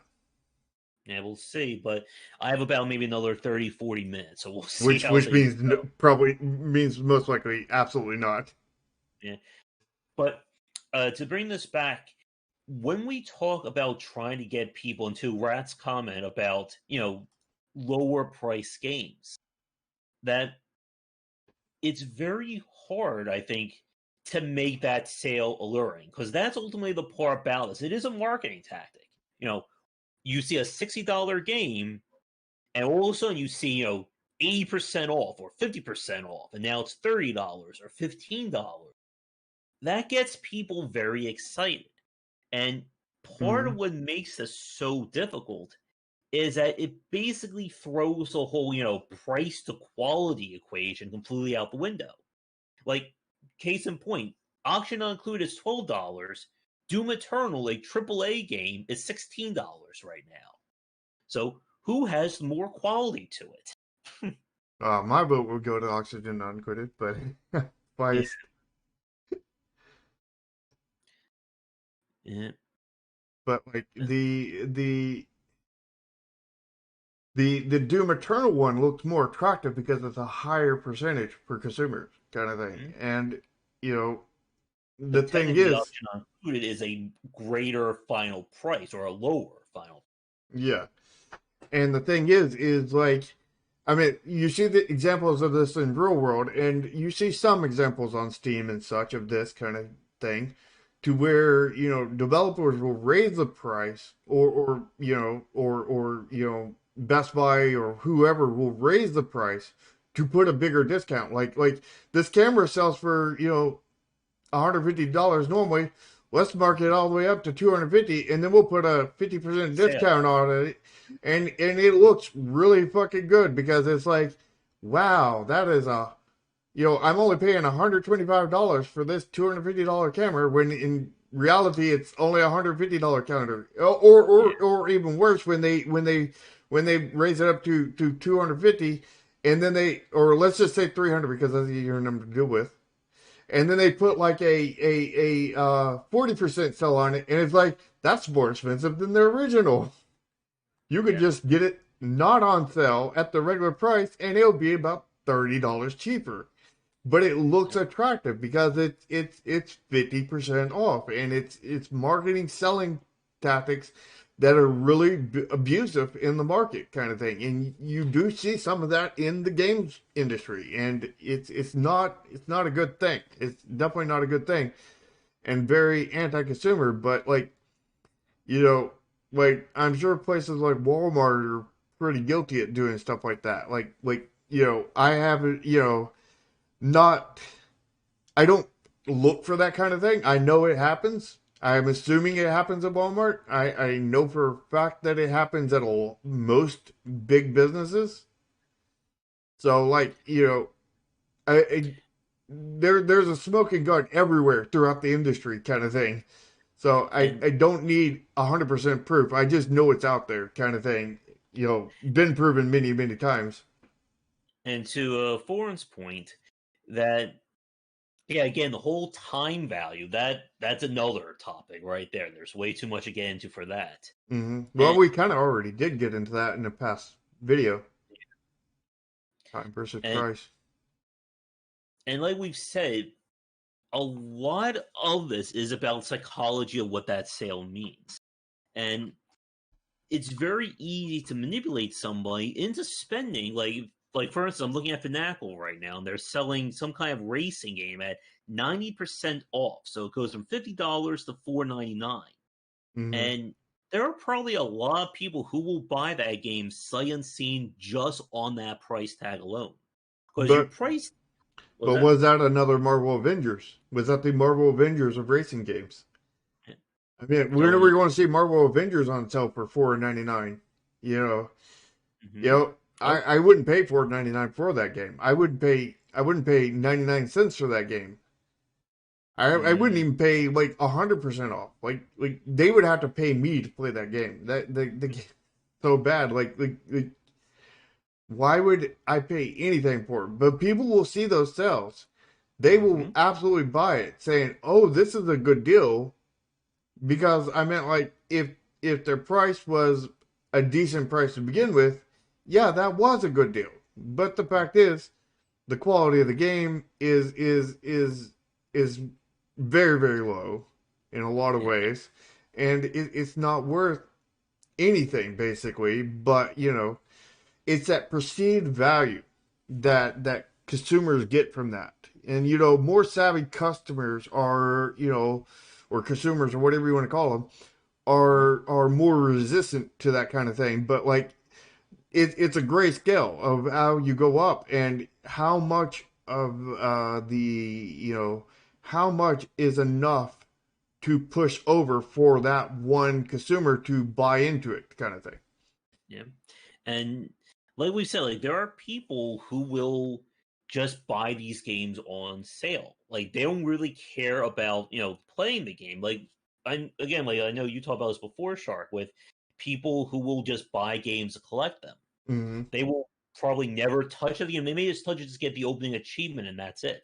Yeah, I with my earlier example, but with the word of the day, with the 100 copies selling at the drop of a hat that one day kind of thing, after only selling like 27 copies before that.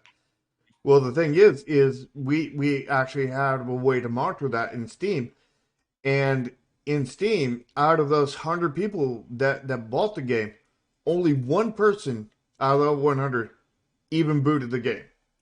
Mm. And that one person, I know exactly who they are because they left a review on the Steam page like a day or so after that. Mhm. Yeah. And again, like on one hand, some people think that's really great. You got 99 sales of people who didn't even touch your game. But the problem, though, as we've said, is that if you're trying to build yourself as a studio, That you doesn't need have, people to play your game. yeah, like I I mean I need people to buy the game so I have money to operate. And but 100 copies is definitely not enough to even break even with my LLC cost because that was like $5,000 and like my total sales after Steam's percentage and everything well, before Steam's percentage and everything, it was like $1,400. Afterwards, Steam and base level taxes, it was only $700, and it cost me $5,000 to do my baseline LLC, or not my baseline, but the current full cost of the LLC, which is still going up, mind you, and and it also does not include anything from the actual making of the game or the 2.5 years of work that went into it, kind of thing. So like none of that's even considered, and that 100 copies, is a drop in the bucket, but it was something because it boosted us from from I think we were at like $95 or something, and Steam will not give you a red cent until you hit 100, Yes. all the way up to in payout, not in gross, so you have to hit like 200-ish in gross, And and we that kicked us over that, so we could get the actual $100-ish that we had gotten from people who actually played the game, and we could get the we got $700-ish total, which again is a drop in a bucket, but at least it was a drop, which had I not got those sales, it wouldn't have been a drop. But the point is while that helps me keep open and everything when sales are high, that I don't want to put out games just to make money. Like that is by far the that is a have to thing, not a want. It's like I don't want to breathe oxygen. I have to breathe oxygen in order to live. There's no enjoyment I get out of breathing oxygen, and breathing oxygen is making money off your game, kind of thing. And I'm desperately gasping for air at this moment because I'm not getting enough oxygen. But like what I want that new toy, or new video game or new car or whatever it is. And what I want in development is I want people to play my game, and more importantly, I want them to enjoy it when they're playing. I want them to have a positive experience, a positive and good experience from playing it, and I want them to be attached. I want them to join my community. I want them to join my Discord. Links down in the description. Join it right now. yeah, you need, and like we've said, and I'm putting this in my post I'm going to put up this week, that ultimately you need to grow if you want to survive in this industry. And one game, unless of course you sell Minecraft or Fortnite numbers, is not going to do it for you. Yeah. And this is part of the issue that we talk about. That, and like I think Rats may have said this. Amir said this. That sales has to lead to sales after. Like you need to grow a fan base.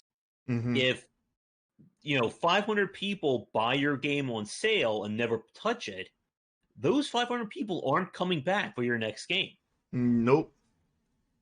And I guess here's an interesting point I want to touch on is the difference between, kind of like the sales strategy when your game is popular. Because what we see are often two different strategies.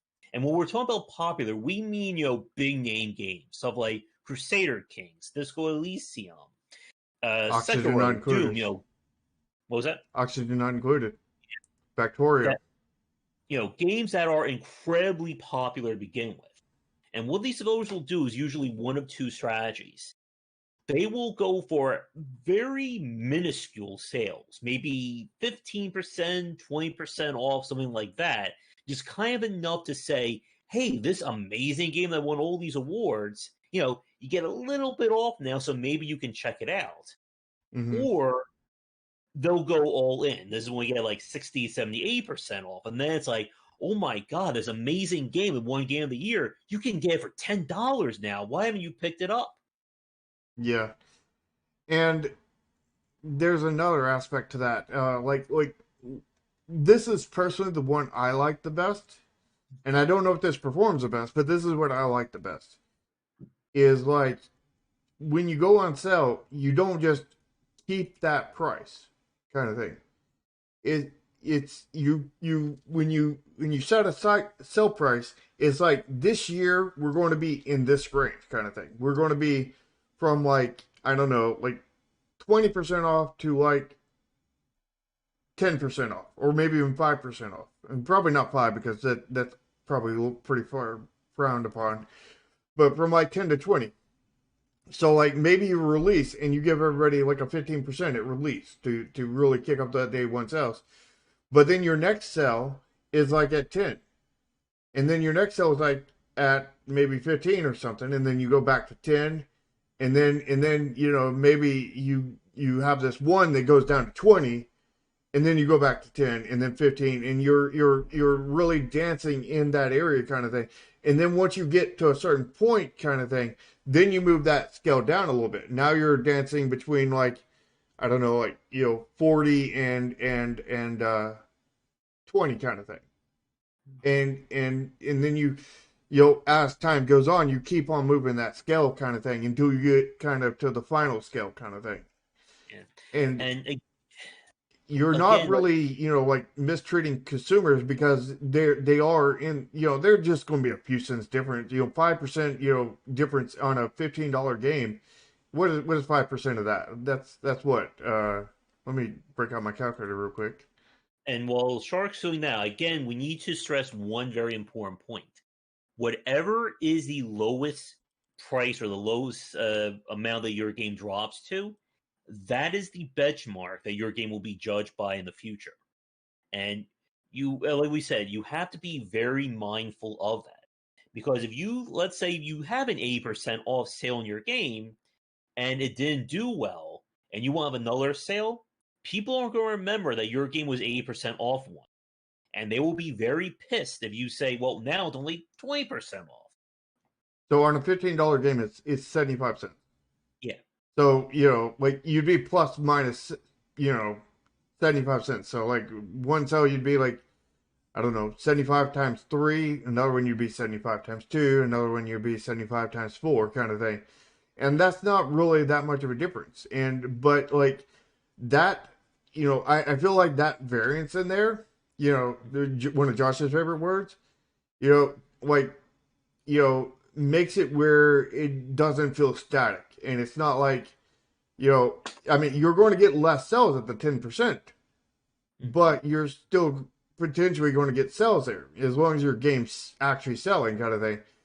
And in that you're getting the more price conscientious that is, more price conscious and less, less like focused on gotta play it now kind of thing to jump on, wait till the, the deeper ones, and you're getting the ones that really want it sooner and just want a discount to buy it sooner at a higher price kind of thing.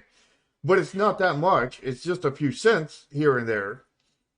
But once you put your game like at 50%, like nobody's going to buy your game basically nobody's going to buy your game at 10% off. Like nobody's going to touch that basically, because there are so many tools on there on the internet that will tell you absolutely, that this is the lowest price they had, and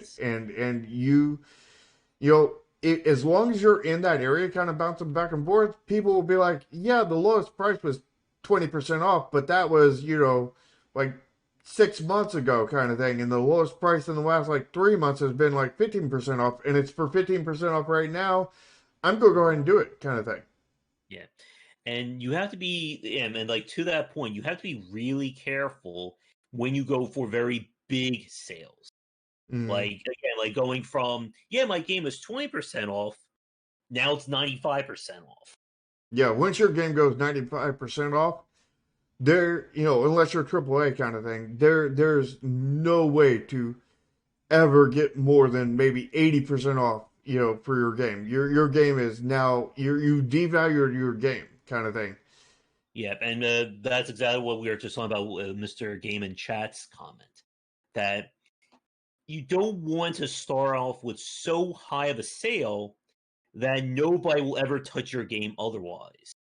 Also, keep in mind that there are secondary markets, that will definitely buy your game. Like they'll buy like 200 copies of your game at 95% off, and then they will put it up on, a secondary market like ones we won't mention here because they're too crap, and they'll sell your game and for like, I don't know, like 80% off or something, and they'll sell it, and they'll sell all those keys over time, and because they're at 80% off, and you're selling your game, you discount your game again to like 60% off. Why would they buy, unless they're very wary of that site? Why would they buy from you at 50 or 60% off when they can buy it from them right this second for 80% off? Yeah, and I have two comments I want to touch on. The one that Foreign said about people don't want to spend $5 on your game is because the game doesn't seem worth their time. And again, like that's what we're saying when it comes to what the content of your game is, and why AAA games tend to do really well with huge discounts. Because, like we've said before, AAA, despite how we make jokes and we talk about it all the time, it has a level of prestige that comes with it. That when you see Nintendo stamp or EA stamp or any major studio's name on a game, that means something to people. So Mm-hmm. that when they see like for instance, like Nintendo can have a 10% off sale and people will lose their mind. Like Yep. it's very rare to see Nintendo do a major deep sale on their games. Like if you ever see a first party Mario game for like $20, that's huge. Yeah, really the only time you see that kind of discount is like when you go to Walmart and they're just like the game is pretty dang old and they just have like tons and tons of copies that they need to get rid of, but it's only at that one location, not like at every location, just at I one. I had to do that to find a copy of not Skyward Sword. Oh no. Uh the Wind Waker that was for the Wii that I had to find for like $20. And it was at like one uh Kmart in a specific part that you had to order it online, even though the old online order doesn't have it, but they have it in store. And I had to get into a huge fight in the Kmart to get that game for $20. Mm. And Amir brings up a good point about the perceived value, about raising prices and whatnot. And yeah, I mean the only way you can actually Mm-hmm. raise your base price of your game Mm-hmm. is by being in like early access or something, and slowly, as you add content, you slowly boost the price. Here's a And massive content update, now the game costs $5 more, kind of thing. don't forget Shovel Knight, that they're now pricing their game. I think it was like $40 or $50, and calling it the Treasure Trove Edition, and that includes all the DLC that they put together. Hmm. And like we said at the start, there are going to be exceptions to like everything that we say. And we have seen games that will raise their price up after being released. Either A, because it goes from early access to full retail, or that there's enough content that has been added to this game that kind of justify lumping it all together, calling it, the year one edition, the special edition, whatever you want to say it, and charging maybe $10, $15 more, but you get maybe $30 to $40 of DLC for free alongside it. Yeah, and the thing is that even if you raise your price, Mm-hmm. you there's very limited stuff you can do with the percentage. You still have to kind of play to the same rules with the percentage, because like you may be now gone from you may have been selling your game for 80% off all this time at $15, and now you're raised the value up to $20. You pretty much still going to have to sell your game for 80% off. Just 80% of 20 is higher than 80% of 15. That's again, none of this is a 100% rule, but these are rules in generality, kind of thing. And these are, I guess you'd call them guidelines, not, Yeah. which is pretty much all we do on this channel, because like there's always exceptions to everything. Yeah. What we're trying to break down is essentially ways to mitigate, the risks of any kind of decision that you make. Hmm. And we're using examples that we've seen to kind of help you weed out, what choice you want to do. Exactly. And there's one other point we haven't touched on yet that I think we need to in this discussion. And that is what thank you, Rat's Tail. Yeah. We have an anti-Spelunky, anti-Fortnite, Chad. Let's get a Jack in on that one too. But one point that we didn't touch on yet that we need to bring up is what happens when you're the odd man out. And we see this almost every time there's either a major sale or like a special category of sales. The horror sale, the visual novel sale, the ludonarrative sale, however you want to describe it. That there will always be a few games that stick out like a sore thumb because there's no sale to them. And this is something you have, and this is again part of the importance of reading the market.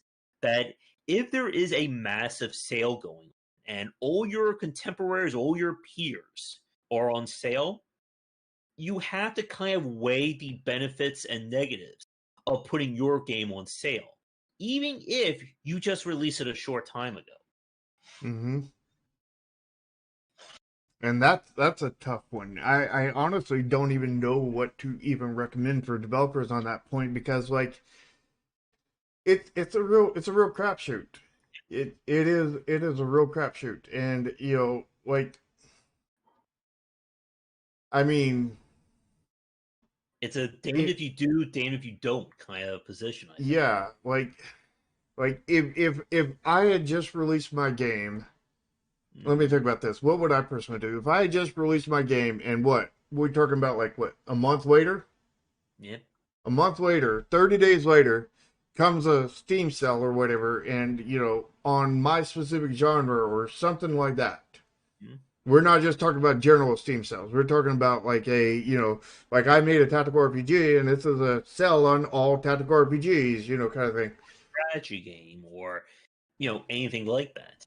Yeah. So what I would do is, let's say I launched, and when I launched with a 15% discount to really encourage people, early buyers to get in there for the cheaper price kind of thing. That was my strategy. Well, when we go to this sale, I would definitely not want to look like the odd man out because that would look pretty bad on me. And people would be like, why in the hell is this game not for sale in the sales category? Exactly.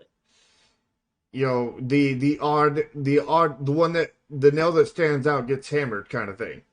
Mm-hmm. So I would probably go. I would also not want to undervalue the deal that the first people got. When they got their deal for 15% off, kind of thing, right at the beginning.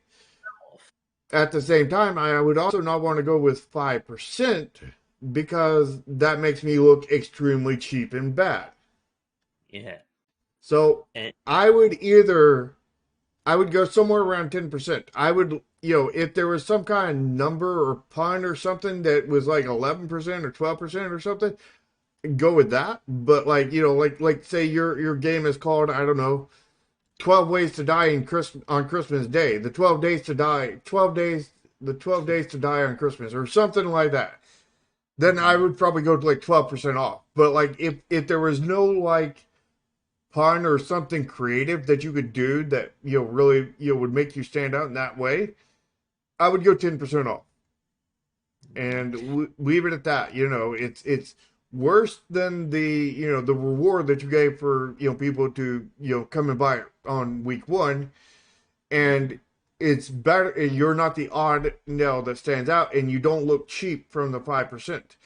And really, that is a really like heavy analysis on that one particular game. And your game, every game is very, very different, so you have to evaluate every one of them as a case by case basis. And there is no like general expression that can be told, oh, just go with this percentage kind of thing. Like there is nothing. There's no like, your game is this age, you go with this percentage. Your game has been on this many sales, you can go at this percentage. It is, you have to evaluate all these factors and evaluate based off of that. And even when you do these evaluations, like I knew that based off the evaluation that I did not want to go, below 15, below, I didn't want to go single digits because, it seemed cheap unless there was a specific pun that you could go off of kind of thing.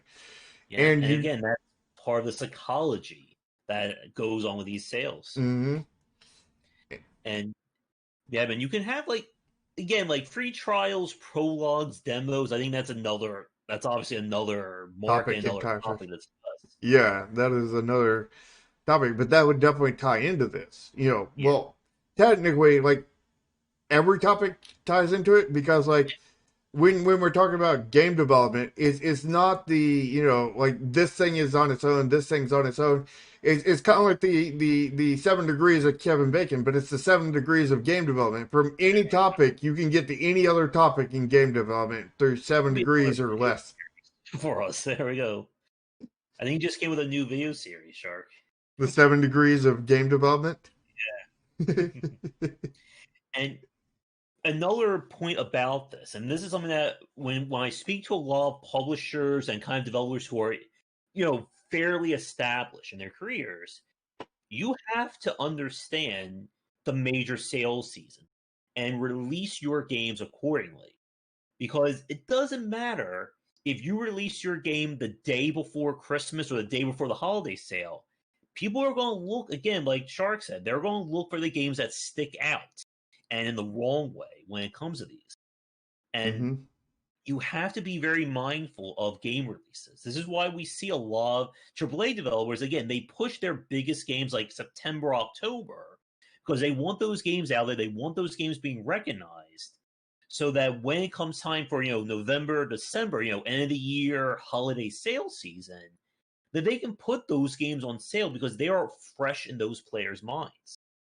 Yeah, and again, as an indie kind of thing, you want to avoid releasing when AAA is just going to be everywhere, Yes. which will be Christmas season.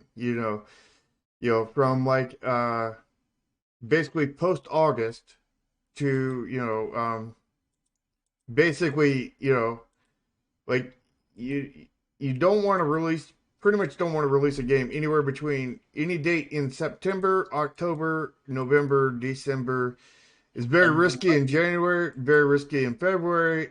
March is really your first real month, but there's risk on every single month. And then, that's just avoiding the AAA. Then you have to contend with indies that you have to go against kind of thing. Not really go against, but it's not that you're competing with the indies. It's you're competing with customers' time. Because like, you know, even if the customer buys your game kind of thing, Mm-hmm. there are so many games in my Steam library, and I'm sure Josh's library too, that we bought, and we really wanted to play that we have not played. Yeah, I don't have 955 games in my Steam library that I haven't played yet. Yeah, I mean, like, of course, we're of course again the real exception to the rule, but there are plenty of people out there that have similar issues, and there's also some people out there that only have like like I think according to a survey done recently, the average Steam user only has 7 games.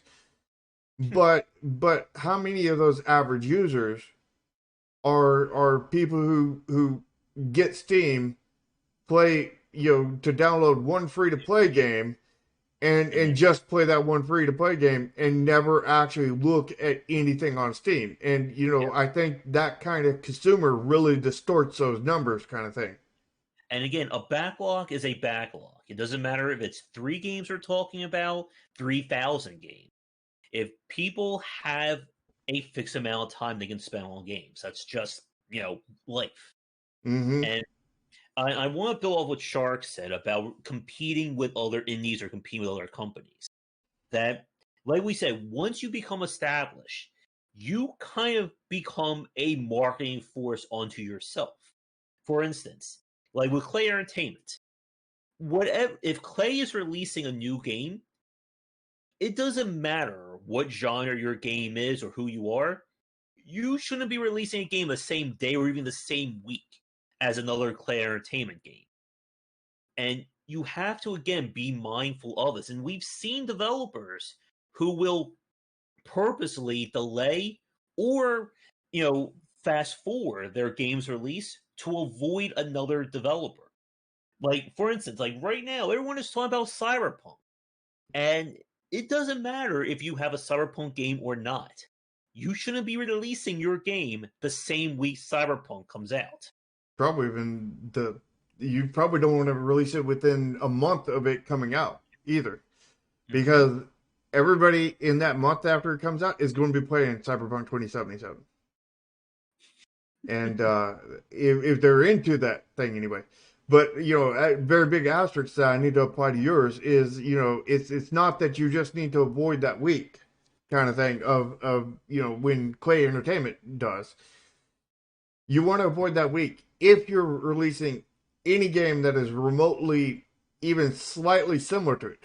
But if you're just a completely different game, like a Call of Duty, kind of thing, releasing it the same day as them, no effect on you. None at all.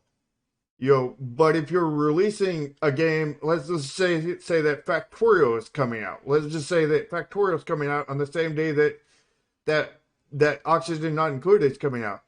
That's a very bad day. That is a very bad day for both of them. Because, or let's just say that Mindustry, a smaller game, is coming out at the same day that Oxygen Not Included come out. That is a very bad day for Mindustry kind of thing. While they're very, very different gameplay loops and everything, they're very, very different games. They're close enough, which is not very close, but they're close enough that there's a significant consumer overlap between the two games. And that's what you need to worry about. Is you're not worried about the technically similar game. You're worried about the consumer overlap, because the consumer overlap, they're going to go with the bigger one unless they just buy both.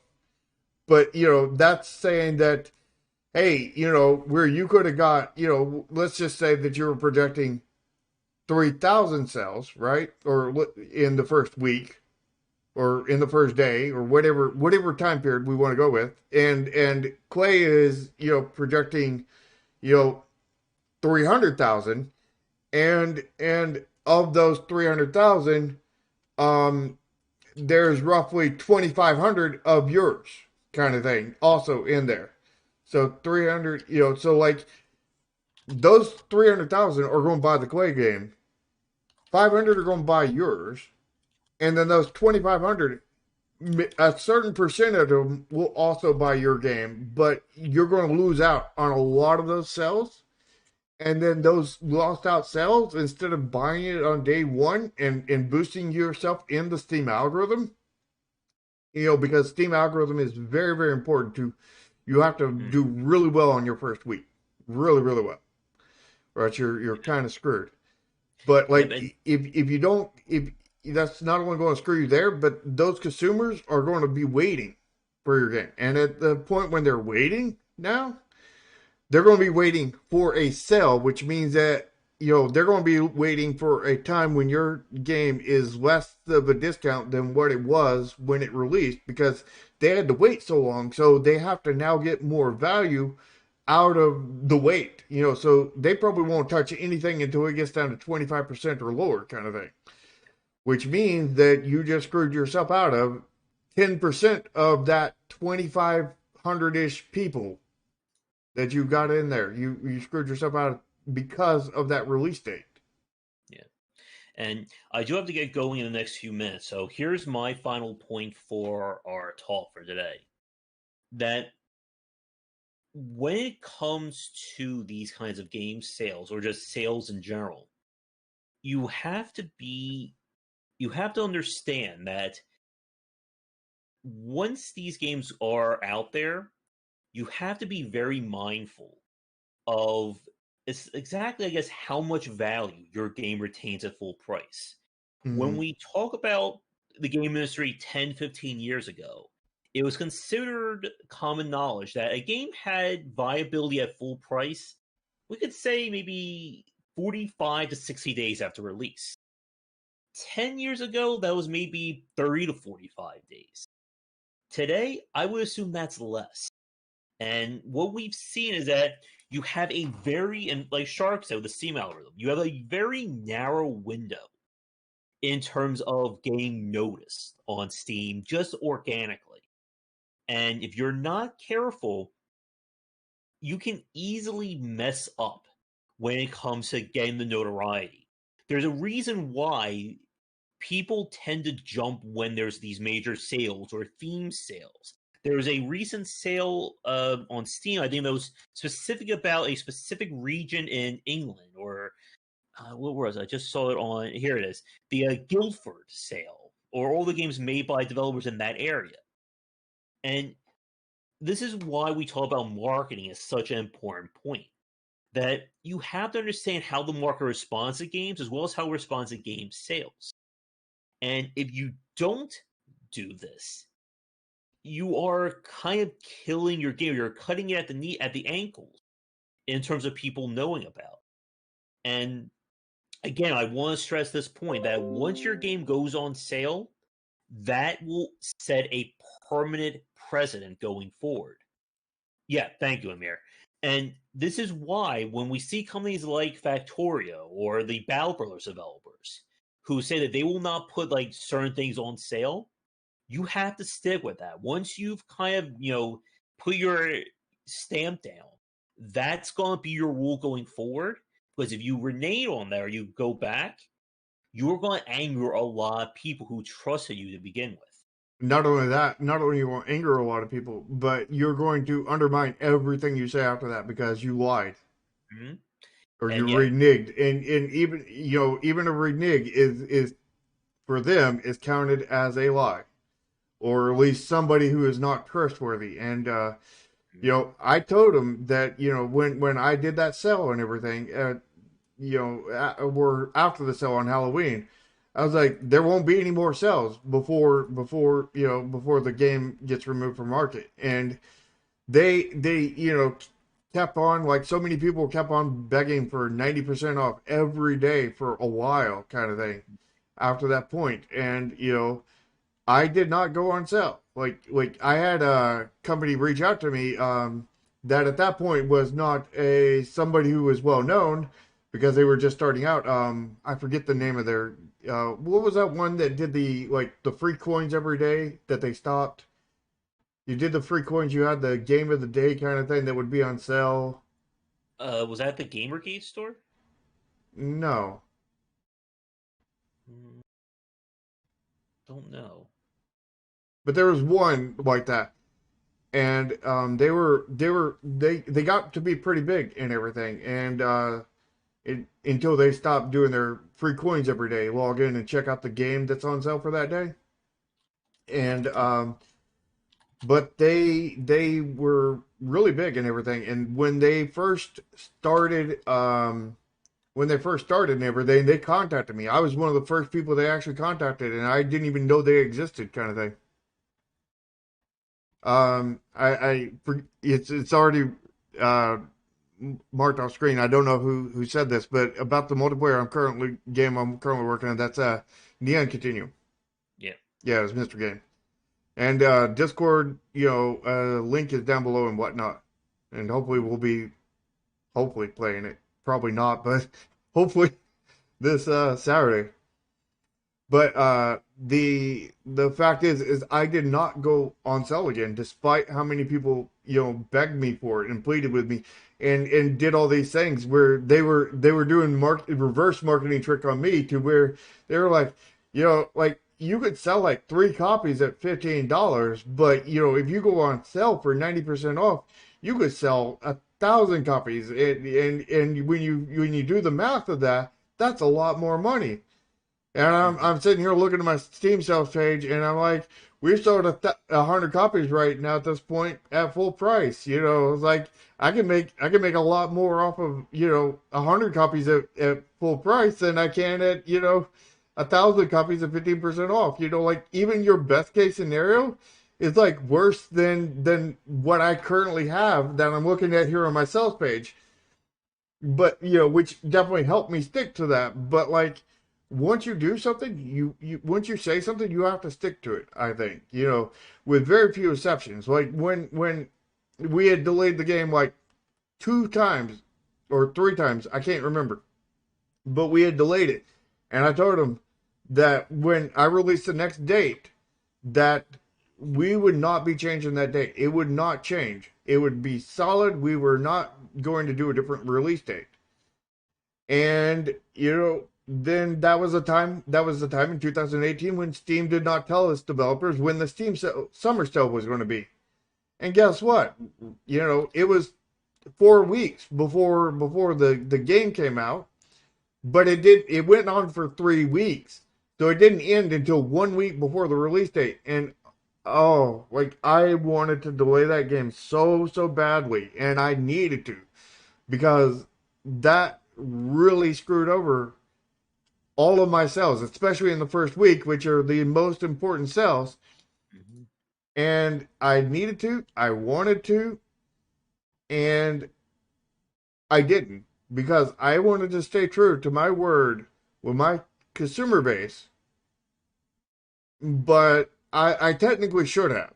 I should have broken my word at that point because the fact is that led to 9 sales. And, with like 1,000 something wish list, and only 9 people picked it up, and that really killed it. And that was basically the death of the game right there.